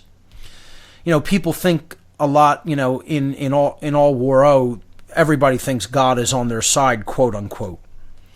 But I think what Thomas Paine is saying here in this section of the Crisis, paper number 1, is very true. Providential forces do come to the assistance of those who are fighting on the side of the true will and of true freedom. So I think that it's just incredibly powerful, his statement there, and I'll continue with the paper now. I shall not attempt to give all the particulars of our retreat to the Delaware. Suffice it for the present to say that both officers and men, though greatly harassed and fatigued, frequently without rest, covering, or provision, the inevitable consequences of a long retreat, bore it with a manly and martial spirit. All their wishes centered in one, which was that the country would turn out and help them to drive the enemy back. Voltaire has remarked that King William never appeared to full advantage, but in difficulties and in action. The same remark may be made on General Washington, for the character fits him. There is a natural firmness in some minds which cannot be unlocked by trifles, but which, when unlocked, discovers a cabinet of fortitude. And I reckon it among these kinds of public blessings, which we do not immediately see, that God hath blessed him with uninterrupted health, and given him a mind that can even flourish upon care. I shall conclude this paper with some miscellaneous remarks on the state of our affairs, and I shall begin with asking the following question. Why is it that the enemy have left the New England provinces and have made these middle ones the seat of war? And I'll pause right there and we'll pick up that on the other side of this break. Ladies and gentlemen, you're listening to What on Earth is Happening right here on RBN. We'll be right back. Stay with us.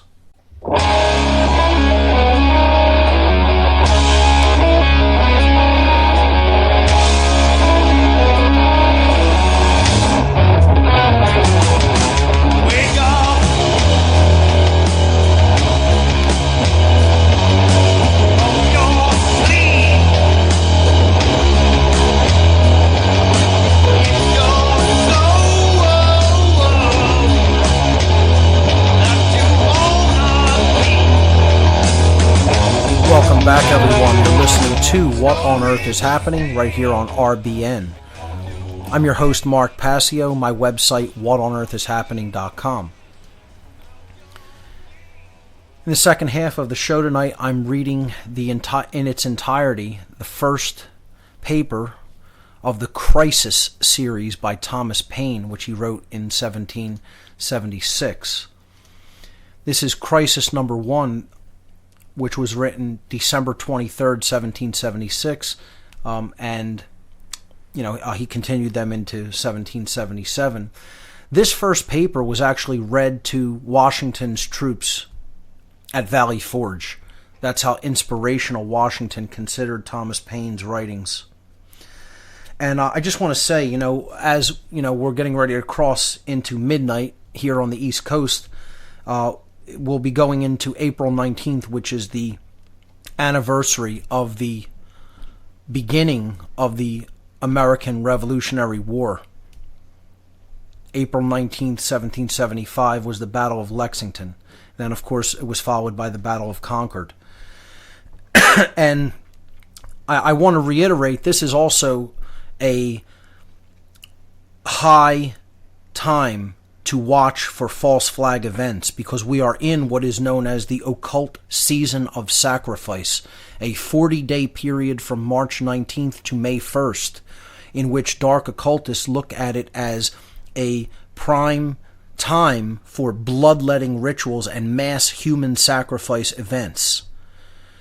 You'll see repeatedly events have happened over and over again in this time period. The Oklahoma City bombing, the Columbine school shootings. The examples go on and on and on. I did an entire show about this. You could check it out in the archives on the podcast section of my website. The day after that, they also favor Hitler's birthday, April 20th, for obvious reasons. So these next 2 days, Sunday, April 19th and Monday, April 20th, people out there should be exceptionally vigilant.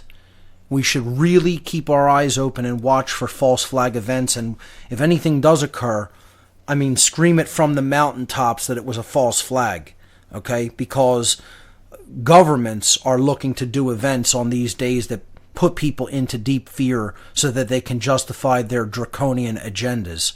So if anything happens, you can guarantee it was a false flag government-sponsored terrorist event, and it was not done by who they claim it was done by. So please be very vigilant over these next couple of days. Not saying that to foster fear in anyone, just making people aware that this is a time period in which false flags have been done before, and they stick to their guns and to their strategies. They don't want to diverge from the strategies that have worked for them, these psychopaths. So, until people figure out the strategy, until they figure out the pattern, these people are going to keep using it because it's worked up to this point. So, with that being said, I think it's just highly appropriate that this would be done on this day. And I didn't try to plan it like that, folks. It's like synchronicities keep coming up over and over like this. And, it just kind of worked out that today was April 18th going into the 19th. And it just happened that I had promised a couple of weeks back that I was going to read this paper, about the opening volleys of the American Revolution as recounted by Thomas Paine. And here we are on the eve of the opening shots of the American Revolution. Ladies and gentlemen, we'll continue this great paper on the other side of this break. You're listening to What on Earth is Happening. Stay with us. We'll be right back. Freedom, man. That's what it's all about.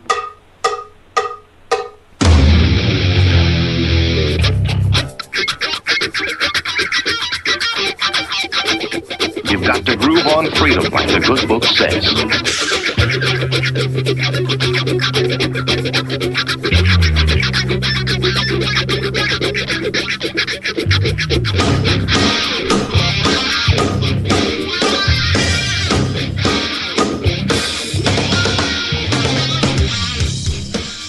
Welcome. You are listening to What on Earth is Happening. This show will discuss the topics of human consciousness, mind control, natural law, the occult, and all issues that affect the freedom of the people of Earth. What on Earth is Happening will endeavor to shine light upon the darkness of our world and to offer empowering solutions to the problems we face as humanity approaches its critical moment of choice. And now, here is your host, Mark Passio.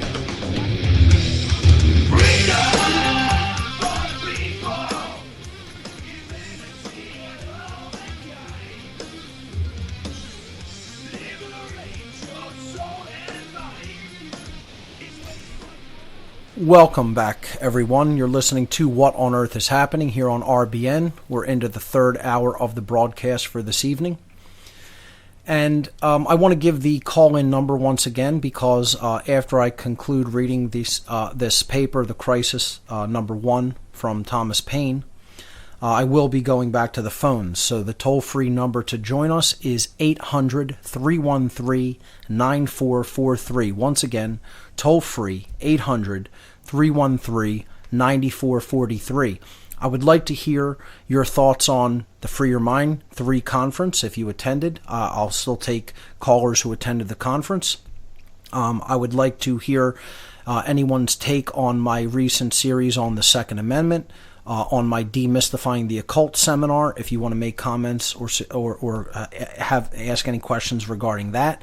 I would like to hear people's take on my show a couple of weeks ago, or anything regarding it related to the psychological fear of rebellion against tyranny. why people seem to fear that so much, especially in the modern day, or think that it's somehow not something that we should even entertain, as a notion, and why there's that deeply ingrained fear, So these are the topics, of course, that I'd like to hear, but, there's no taboo topics ever, so, I won't limit it to just those things, but they're just some suggestions on what people might want to call in and discuss. Let me go back to the paper by Thomas Paine, The Crisis, number 1, December 23rd, 1776. There's an entire series of these papers, which Paine wrote and distributed throughout the colonies during the American Revolution. We kind of finished the first half of the paper. Now he's moving into the second half, where he's going to comment on what he thinks is really going on, his take on what's going on during the very early stages of the American Revolution. So continuing, I shall conclude this paper with some miscellaneous remarks on the state of our affairs, and shall begin with asking the following question. Why is it that the enemy have left the New England provinces and have made these middle ones the seat of war? The answer is easy. New England is not infested with Tories, and we are. I have been tender in raising the cry against these men, and used numberless arguments to show them their danger. But it will not do to sacrifice a word either to their folly or their baseness. The period is now arrived in which either they or we must change our sentiments, or one or both must fall. And what is a Tory? Good God, what is he? I should not be afraid to go with 100 Whigs against 1,000 Tories, were they to attempt to get into arms. Every Tory is a coward. For servile, slavish, self-interested fear is the foundation of Toryism. And a man under such influence, though he may be cruel, never can be brave. And I'm going to stop there for a moment and comment, because this section is so powerful and so important to understand deeply. And this was a big, big part of my talk at the Free Your Mind 3 conference, where I made blanket statements about order followers. One of the sections of my presentation was called True Blanket Statements Regarding Order Followers, in which I made 3 general overall blanket statements regarding all order followers in the history of humanity, no matter what time period. And I made the claim, not even the claim, the statement of fact, that this is eternal truth. It is not my opinion. It is actually the way things are in nature, in reality. All order followers are bad people. 100% all. If you are following someone else's orders, you are a bad human being. I don't care what the order is. 2, there is no such thing as an order follower who is truly intelligent. An order follower does not have true intelligence. When an order follower develops true intelligence, they quit being an order follower. No such thing as a truly intelligent being that continues being an order follower. And I'm talking about true holistic intelligence, not left brain intellect only. Because true holistic intelligence incorporates the heart. It incorporates true care. And an order follower doesn't have that. And 3, every order follower in the history of the world, in the history of humanity, was, is now, and until they quit being an order follower, will remain a coward. All order followers are cowards. So to reiterate that little section of my presentation and relate it to what Thomas Paine is saying here, every order follower is a bad human being. Every order follower is non-intelligent. They have not developed true holistic intelligence. They are not an intelligent being. And every order follower is a coward, because at the deepest level of their being, they will not do one thing. They will not say no to evil. They will not say no to the person or group of people that is controlling their minds. And the refusal to say no to evil is willful complicity with it. And I don't care who that offends, get as offended as you like. Those statements are eternally true. They are eternal truth. They are not my opinion on the matter. They are the reality of the matter. And that's very, very hard for a lot of people to hear. Most people to hear, in fact. And there are people I know that attended the Free Your Mind conference that insist that it isn't that way. Well, tough is my answer to that. You need to get your ego out of the way and recognize truth, boys and girls, if you don't understand that those statements are eternally true. Eternal truth. You're never going to make them untrue by how much you don't want to accept them. And I think I did a pretty decent job at, hammering on those points and making it very clear that no amount of getting offended or not wanting it to be that way will ever make those statements untrue. And this is what Thomas Paine is saying here. He's not saying some Tories are cowards. He's using the qualifier every single one, 100% of them. Blanket statement that is 100% absolutely true. Every Tory is a coward. You could replace this today in the modern world. Every statist is a coward. Every order follower is a coward. Every believer in government and supporter of government is ultimately at the core of their being a coward.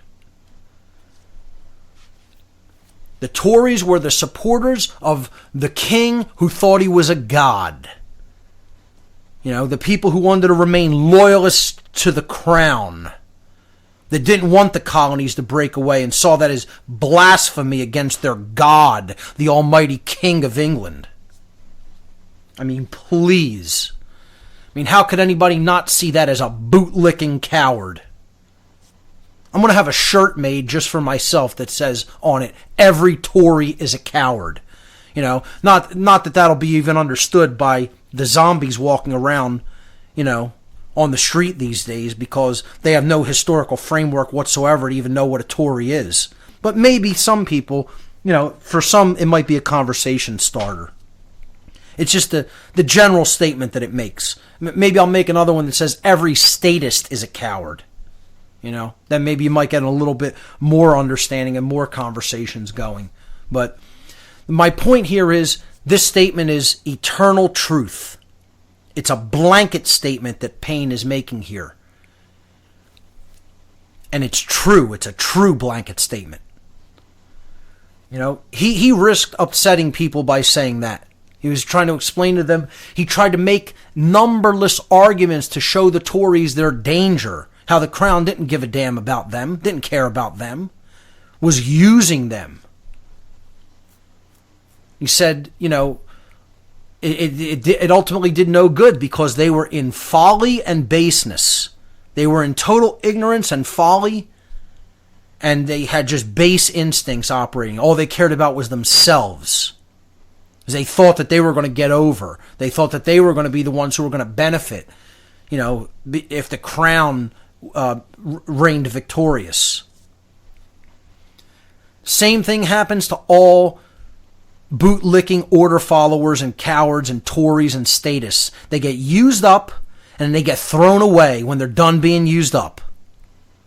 Go look up the Night of the Long Knives and see how the SA in Hitler's Germany were used up and thrown away and then massacred. Because they brought the new guard in place of the regime, the SS. It's all they're going to do to any of the people to try to help them bring in their agenda. They'll be the first people to go because they were stupid enough to follow orders. So anyway, that's just my little comment on that section, my little rant in that section. But let's continue with The Crisis by Thomas Paine. But before the line of irrecoverable separation be drawn between us, let us reason the matter together. Your conduct is an invitation to the enemy, and he's addressing the Tories here. Yet not 1 in 1,000 of you has the heart to join him. In other words, the Tories didn't fight with the British. You know, they stood back and did nothing because they were cowards. They just were, hoping that the British would win and they would continue to live under the crown, under the crown's rule. So continuing. Howe is as much deceived by you as the American cause is injured by you. He expects you will all take up arms and flock to his standard, with muskets on your shoulders. Your opinions are of no use to him unless you support him personally, for 'tis soldiers and not Tories that he wants. I once felt all that kind of anger which a man ought to feel against the mean principles that are held by the Tories. A noted one who kept a tavern at Amboy was standing at his door with as petty a child in his hand, about 8 or 9 years old, as I ever saw, and after speaking his mind as freely as he thought was prudent, finished with this unfatherly expression, "Well, give me peace in my day." Not a man lives on the continent but fully believes that a separation must some time or another finally take place, and a generous parent should have said, "If there be trouble, let it be in my day, that my child may have peace." And this single reflection, well applied, is sufficient to awaken every man to duty. I mean, just unbelievable. I want to pause there for a moment as well. Just unbelievable words here, spoken by Paine, written by Paine. Saying that he saw a Tory with a child with him at his doorstep, and he said, give me peace in my day. Give me peace any day over this conflict. And what Paine is saying here, that a real patriot, a real parent who cared about their child would say, if there must be trouble, let it be in my day, not in my child's day. Let it be in my day that my child can have peace in the future. Let the trouble be here and now when I'm older and my child is young, so that he can grow up in a better world. That's what a real parent would say. Not run away from conflict like a coward does. Not a place, continuing with the essay, not a place upon the earth might be so happy as America. Her situation is remote from all the wrangling world, and she has nothing to do but trade with them. Again, this was one of the big founding principles of the founding fathers. Trade with all nations, but entangling alliances with none. Don't get into their wars of aggression, Trade with all people, but don't create entangling alliances with other nations where then you're going to go into debt and you're going to go into their conflicts. Continuing. A man can distinguish himself between temper and principle, and I am as confident as I am that God governs the world, that America will never be happy till she gets clear of foreign dominion. Wars without ceasing will break out till that period arrives, and the continent must in the end be conqueror. For though the flame of liberty may sometimes cease to shine, the coal can never expire. America did not, nor does not want force, but she wanted a proper application of that force. Wisdom is not the purchase of a day, and it is no wonder that we should err at the first setting off. From an excess of tenderness, we were unable to raise an army, and trusted our cause to the temporary defense of a well-meaning militia. A summer's experience has now taught us better. Yet with those troops, while they were collected, were able to set bounds to the progress of the enemy, and thank God they are again assembling. I will always consider militia as the best troops in the world for a sudden exertion, but they will not do for a long campaign. So here he's talking about the difference between a militia and an army that needed to be raised to actually fight the British with discipline, because they were some of the most disciplined troops, or the most disciplined troops in the world at the time.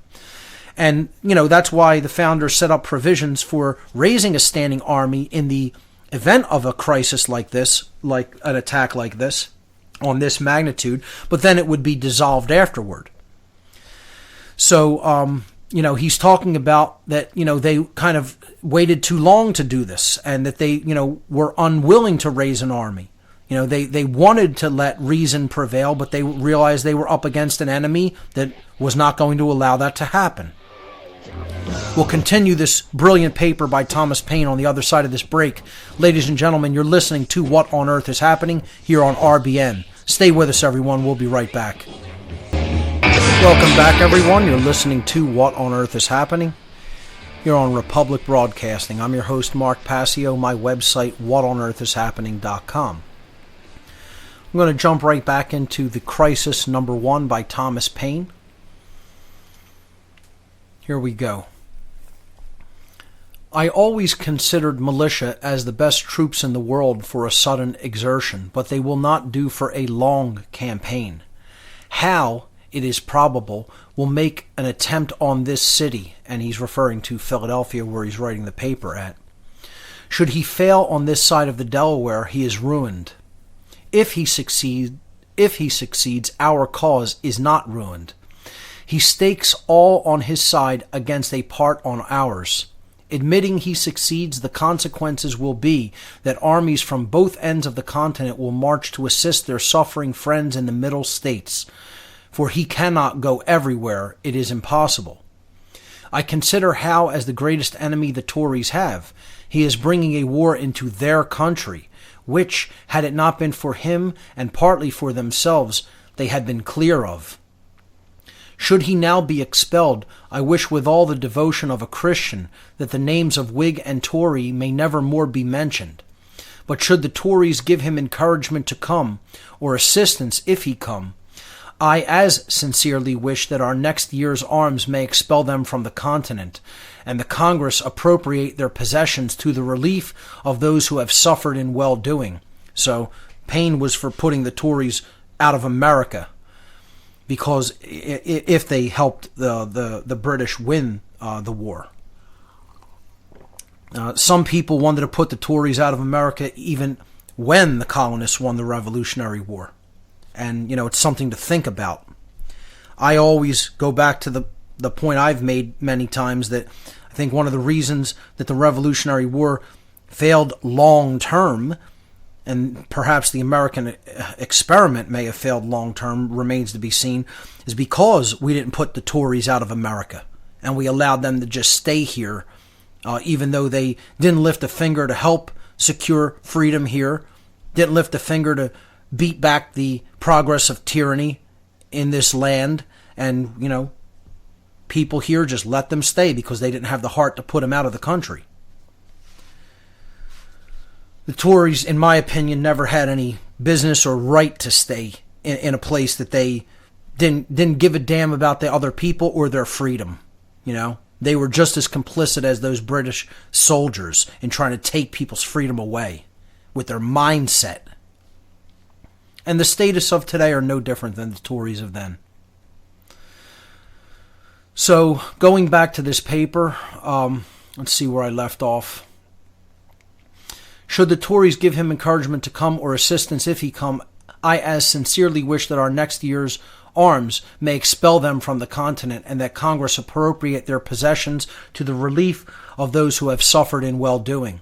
A single successful battle next year will settle the whole. America could carry on a 2 years' war by the confiscation of the property of disaffected persons, and be made happy by their expulsion. Say not that this is revenge. Call it rather the soft resentment of a suffering people, who, having no object in view but the good of all, have staked their own all upon a seemingly doubtful event. Yet it is folly to argue against determined hardness. Eloquence may strike the ear, and the language of sorrow draw forth the tear of compassion, but nothing can reach the heart that is steeled with prejudice. So I believe he's saying there, that people may, feel sorry for them and not want to go that far, and it may be difficult to convince people otherwise. At least that's kind of my interpretation of that. Continuing. Quitting this class of men, I turn with the warm ardor of a friend to those who have nobly stood and are yet determined to stand the matter out. I call not upon a few, but upon all, not on this state or that state, but on every state. Up and help us. Lay your shoulders to the wheel. Better to have too much force than too little when so great an object is at stake. And I'll pause right there. Paine is calling all of the colonists to rise up, to help them in the effort against the British in the Revolutionary War. Continuing. Let it be told to the future world that in the depth of winter, when nothing but hope and virtue could survive, that the city and the country, alarmed at one common danger, came forth to meet and to repulse it. I mean, just unimaginably powerful words right there. Let it be told to the future world that in the depth of winter, when nothing but hope and virtue could survive, that the city and the country, alarmed at one common danger, came forth to meet and to repulse it.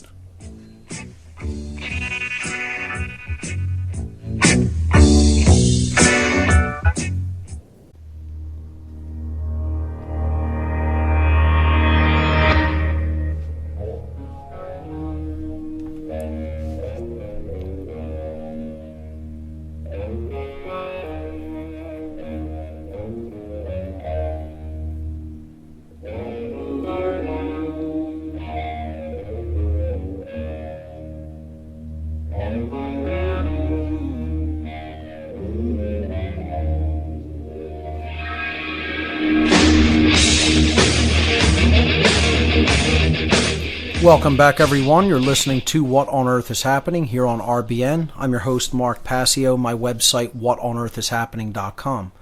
I'm going to jump right back into this reading of The Crisis, number 1 by Thomas Paine. Say not that thousands are gone. Turn out your tens of thousands. Throw not the burden of the day upon Providence, but show your faith by your works, that God may bless you. It matters not where you live or what rank of life you hold. The evil or the blessing will reach you all, the far and the near, the home counties and the back, the rich and the poor will suffer or rejoice alike. The heart that feels not now is dead. The blood of his children will curse his cowardice, who shrinks back at a time when a little might have saved the whole and made them happy. I love the man that can smile in trouble, that can gather strength from distress and grow brave by reflection. 'Tis the business of little minds to shrink. But he whose heart is firm and whose conscience approves his conduct will pursue his principles unto death. My own line of reasoning is to myself as straight and clear as a ray of light. Not all the treasures of the world, so far as I believe, could have induced me to support an offensive war, for I think it murder.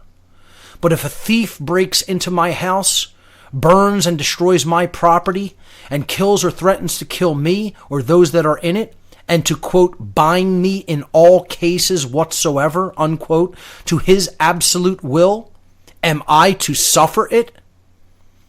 What signifies it to me whether he who does it is a king or a common man? What signifies it to me whether he who does it is a king or a common man? In other words, if your average person doesn't have a right to do it, does a king or a government have a right to do it? Continuing, my countrymen or not my countrymen, whether it be done by an individual villain or an army of them. He's talking about natural law here, folks. You know, you can't give somebody a right that you don't have individually. Continuing on. If we reason to the root of things, we shall find no difference. Neither can any just cause be assigned why we should punish in the one case and pardon in the other. Let them call me rebel and welcome. I feel no concern from it. So he accepted the title of rebel. As well he should. And it's a proper title. A rebel is somebody who's doing something righteously against coercion and tyranny. They're rebelling against it. Righteous rebellion, what we're talking about here. And why is there this widespread fear of this? This should be something that people should embrace, should feel proud to be involved in, not shrink away from and be all taken aback. How could you possibly even suggest such a thing? You know, you just see the overwhelming cowardice in the modern world when it comes to this, when our forefathers wore the label rebel with pride. Let them call me rebel and welcome. I feel no concern from it. But I should suffer the misery of devils were I to make a whore of my soul by swearing allegiance to one whose character is that of a sottish, stupid, stubborn, worthless, brutish man. I conceive life likewise a horrid idea in receiving mercy from a being who at the last day shall be shrieking to the rocks and mountains to cover him, and fleeing with terror from the orphan, the widow, and the slain of America. There are cases which cannot be overdone by language, and this is one. There are persons, too, who see not the full extent of the evil which threatens them. Tell us about it. There are persons, too, who see not the full extent of the evil which threatens them.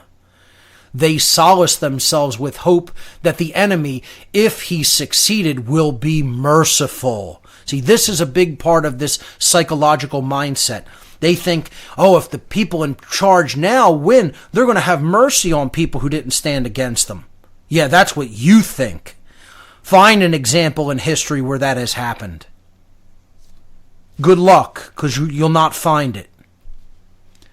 Continuing on. It is the madness of folly to expect mercy from those who have refused to do justice. And even mercy, where conquest is the object, is only a trick of war. The cunning of the fox is as murderous as the violence of the wolf, and we ought to guard equally against both. Howe's first object, partly by threats and partly by promises, to terrify or seduce the people to deliver up their arms and receive mercy. The ministry recommended the same plan to Gage, and this is what the Tories call making their peace, quote, a peace which passeth all understanding indeed. A peace which would be the immediate forerunner of a worse ruin than any we have yet thought of. Ye men of Pennsylvania, do reason upon these things. Were the back counties to give up their arms, they would fall an easy prey to the Indians, who are all armed. This perhaps is what some Tories would not be sorry for. Were the home counties to deliver up their arms, they would be exposed to the resentment of the back counties, who would then have it in their power to chastise their defection at pleasure. And were any one state to give up its arms, that state must be garrisoned by all Howe's army of Britons and Hessians to preserve it from the anger of the rest. Mutual fear is the principal link in the chain of mutual love. And woe be to that state that breaks the compact. Howe is mercifully inviting you to barbarous destruction, and men must be either rogues or fools that will not see it. I dwell not upon the vapors of imagination. I bring reason to your ears, and in language as plain as ABC, hold up truth to your eyes. I thank God that I fear not. I see no real cause for fear. I know our situation well, and can see the way out of it. While our army was collected, Howe dared not risk a battle. And it is no credit to him that he decamped from the White Plains and waited a mean opportunity to ravage the defenseless Jerseys. But it is great credit to us that with a handful of men we sustained an orderly retreat for near 100 miles, brought off our ammunition, all our field pieces, the greatest part of our stores, and had 4 rivers to pass. None can say that our retreat was precipitate, for we were near 3 weeks in performing it, that the country might have time to come in.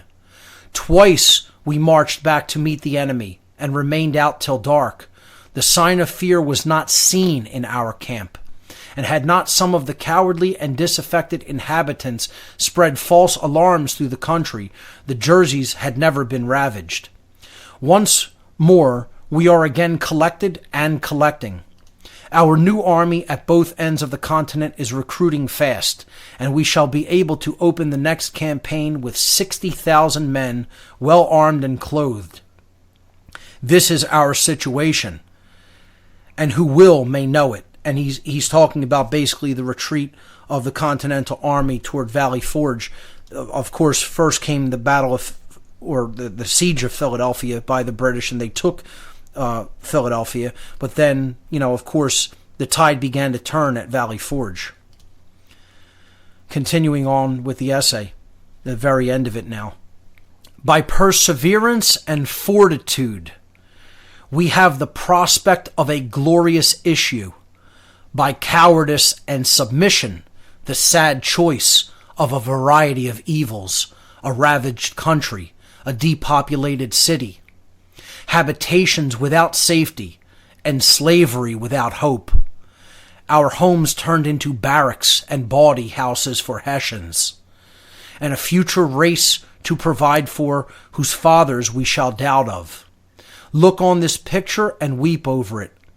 And if there yet remains one thoughtless wretch who believes it not, let him suffer it unlamented. That is the conclusion of The Crisis number 1, issue number 1 by Thomas Paine, December 23rd, 1776, written right here in Philadelphia. I consider Paine to be probably the greatest mind that has ever existed on the American continent. People should really delve into his works. His works were, the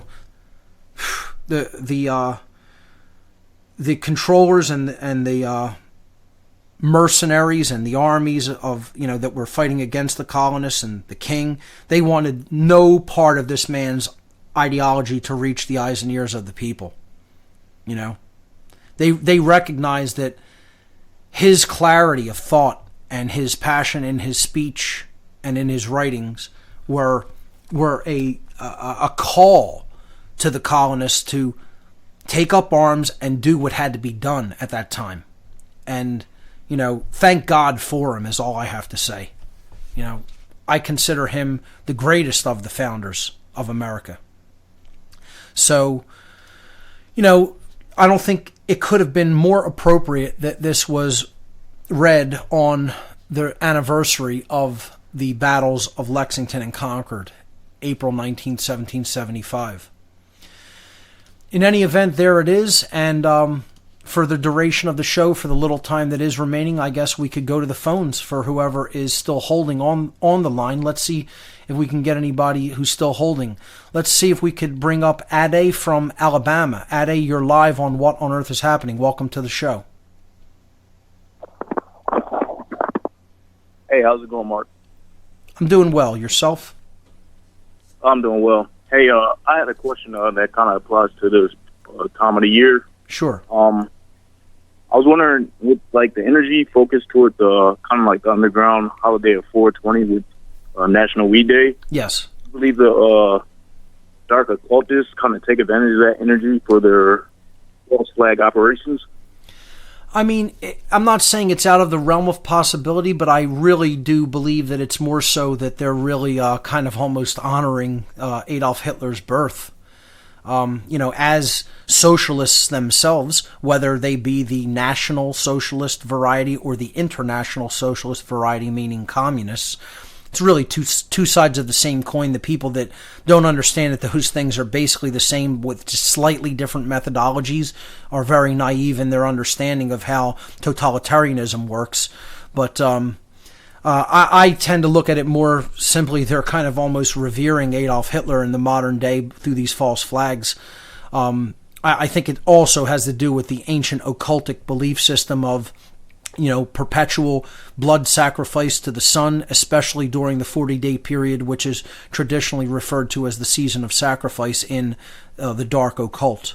So those are the reasons I really feel that they're doing it. Could it have some connection with, that they made, weed on 420, April 20th, because of the police code 420 being referred to as, marijuana possession? I'm not saying it's outside the realm of possibility, but I think there are other much more important and occultically connected reasons for why they pull false flag events during this time period. I hope that answers the question. Okay. Yeah. Thanks. Good job with the Fremont Conference 3. Sound like it went really well. Oh, it was the most incredible event I've ever been a part of. I never in my life thought that Free Your Mind 1 and 2 could be surpassed, but it was done last weekend just outside of Philadelphia in Langhorne, Pennsylvania. It was just bigger and better than ever, and I see the event as something that is going to grow in the future, and we may need a bigger venue at some point. Just absolutely incredible people, incredible speakers, a phenomenal weekend overall. Could not have possibly asked for any better energy or consciousness in that event. The people who were a part of it, I thank them so much. And people who weren't, you'll get to see the videos on YouTube when they come out. But I hope that people would consider trying to be a part of it in the future, because it's just an absolutely world-changing, a life-changing event, and hopefully it will become a world-changing event at some point. But I can't say better things about it. I mean, people think we're hyping it up. Trust me, ask the people who were there. It's no hype. It's just something that will touch you and you'll remember for the rest of your life. Let's put it that way. Okay. Well, I definitely hope to make the next one, and keep up the great work, man. I Absolutely. appreciate it. Thank you so much. Let's hear from Nathan in Massachusetts. Nathan, you're live on What on Earth is Happening. Welcome. Good evening, Mark. Very good. How's it going? I'm doing well. Yourself? I would, let me just say that I'll sum that up in agreeing with what you just said. I was at the Free Your Mind conference, and I echo and say and amplify everything you just said. It was that wonderful, and yes, it will touch me and everyone else for the rest of their lives. It's the kind of people that are going to be those who rise. Let me just carry on what you're saying here. These people rise in the spirit of Thomas Paine. These are the real heroes of this day. I have like 5 or 17,000 things I was going to write when I called in, but let me just go with this. This is the zeitgeist necessity of our time, the courage that we need to cultivate in our society. All right? I apparently am a descendant. Now, we're on the eve of the Lexington and Concord time. I'm apparently a descendant of the Harrington House, who, if you look up the story, the man was shot on the battlefield and lurched into his wife's arms and died on his porch in her arms. So this is apparently in my blood, or even if not, I'll take that as something that can fire me up, because honestly, you do have one life.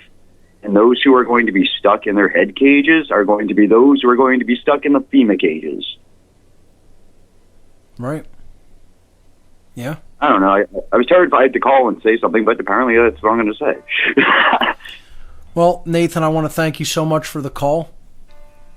And we're coming up to a break right now.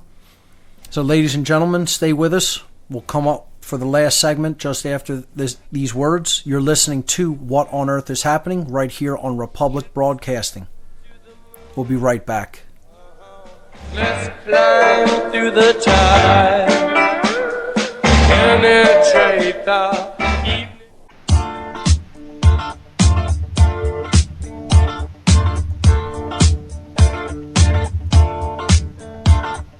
We don't need no education.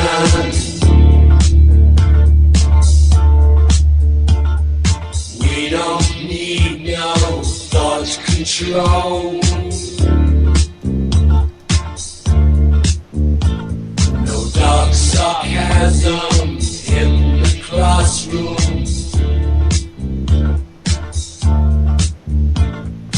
Teacher, leave them kids alone. Welcome back, everyone. You're listening to What on Earth is Happening here on RBN. Teacher, leave them kids alone. Welcome back, everyone. You're listening to What on Earth is Happening. I'm your host, Mark Passio. Final segment for the show this evening. We were talking to Nathan in Massachusetts. Nathan, I just want to comment on your comment. I agree that these were the people who are the truly courageous souls coming together. I mean, courage was so abundant in that room as well. And I could tell that there were people in that audience, in that crowd, that are going to be teachers themselves, that are going to come into their own and are going to break forward information that they know and that they have discovered and they have learned, and they are going to become future teachers. There's no question in my mind that some of those people in that audience are going to be up on a stage themselves teaching a lot of this information to other people, because there were so many people there with really great communication skills, and you could tell that they had a desire to spread this knowledge to anyone who needs to see and hear it. And that's what the great work is all ultimately about. So, Nathan, that's my comment on your comment regarding the Free Your Mind Conference, and I want to just thank you for the call. God bless you. Yeah, absolutely. You got it. Okay, let's try to fit a couple more calls in. Let's go to Greg in Colorado. Greg, you're live on What on Earth is Happening. Welcome. Yes. Hi, Mark. Yes. Thanks for taking my call. Sure. Just a little news flash for everybody in Colorado. I'm up here in the San Juans at 9,000 feet. I decided to go have a sandwich and a beer. Walked across the highway. I looked at the highway weather warning sign right next to the surveillance camera, and it said CSP, Colorado State Patrol, saturated enforcement. Saturated enforcement. Rolling roadblocks. Wow. The Gestapo didn't even come up with something that good, did they? Wow. And what is their justification? Statewide. And what is their justification for something like this in Colorado? 420. Wow. Yep. 420. Unbelievable. No justification. Huh? It's unbelievable. Is that unbelievable? Unbelievable. Yeah, it makes me think, not to instigate fear in any way, but it makes me think they have something big planned this year for these days. Oh. So people definitely keep your eyes open. Be vigilant. Why even tell us? Is it their fear tactic to put it on the signs? It's more coercion? Yeah, they're trying to get coercion. Yep, they're trying to get people whipped up, but that means we need to be vigilant. And we need to stay in that higher level of consciousness as well and help people to understand what their tactics, how they really work. Well, unfortunately, folks, that's all the time we have for this edition of What on Earth is Happening. Great show. Thanks for Bob Tuskin for coming on in the first half. Great callers as always. Remember, everyone, there's only 2 mistakes that one can make on the path to truth: not starting and not going all the way. Thanks so much for listening. We'll see you right here next week. Good night.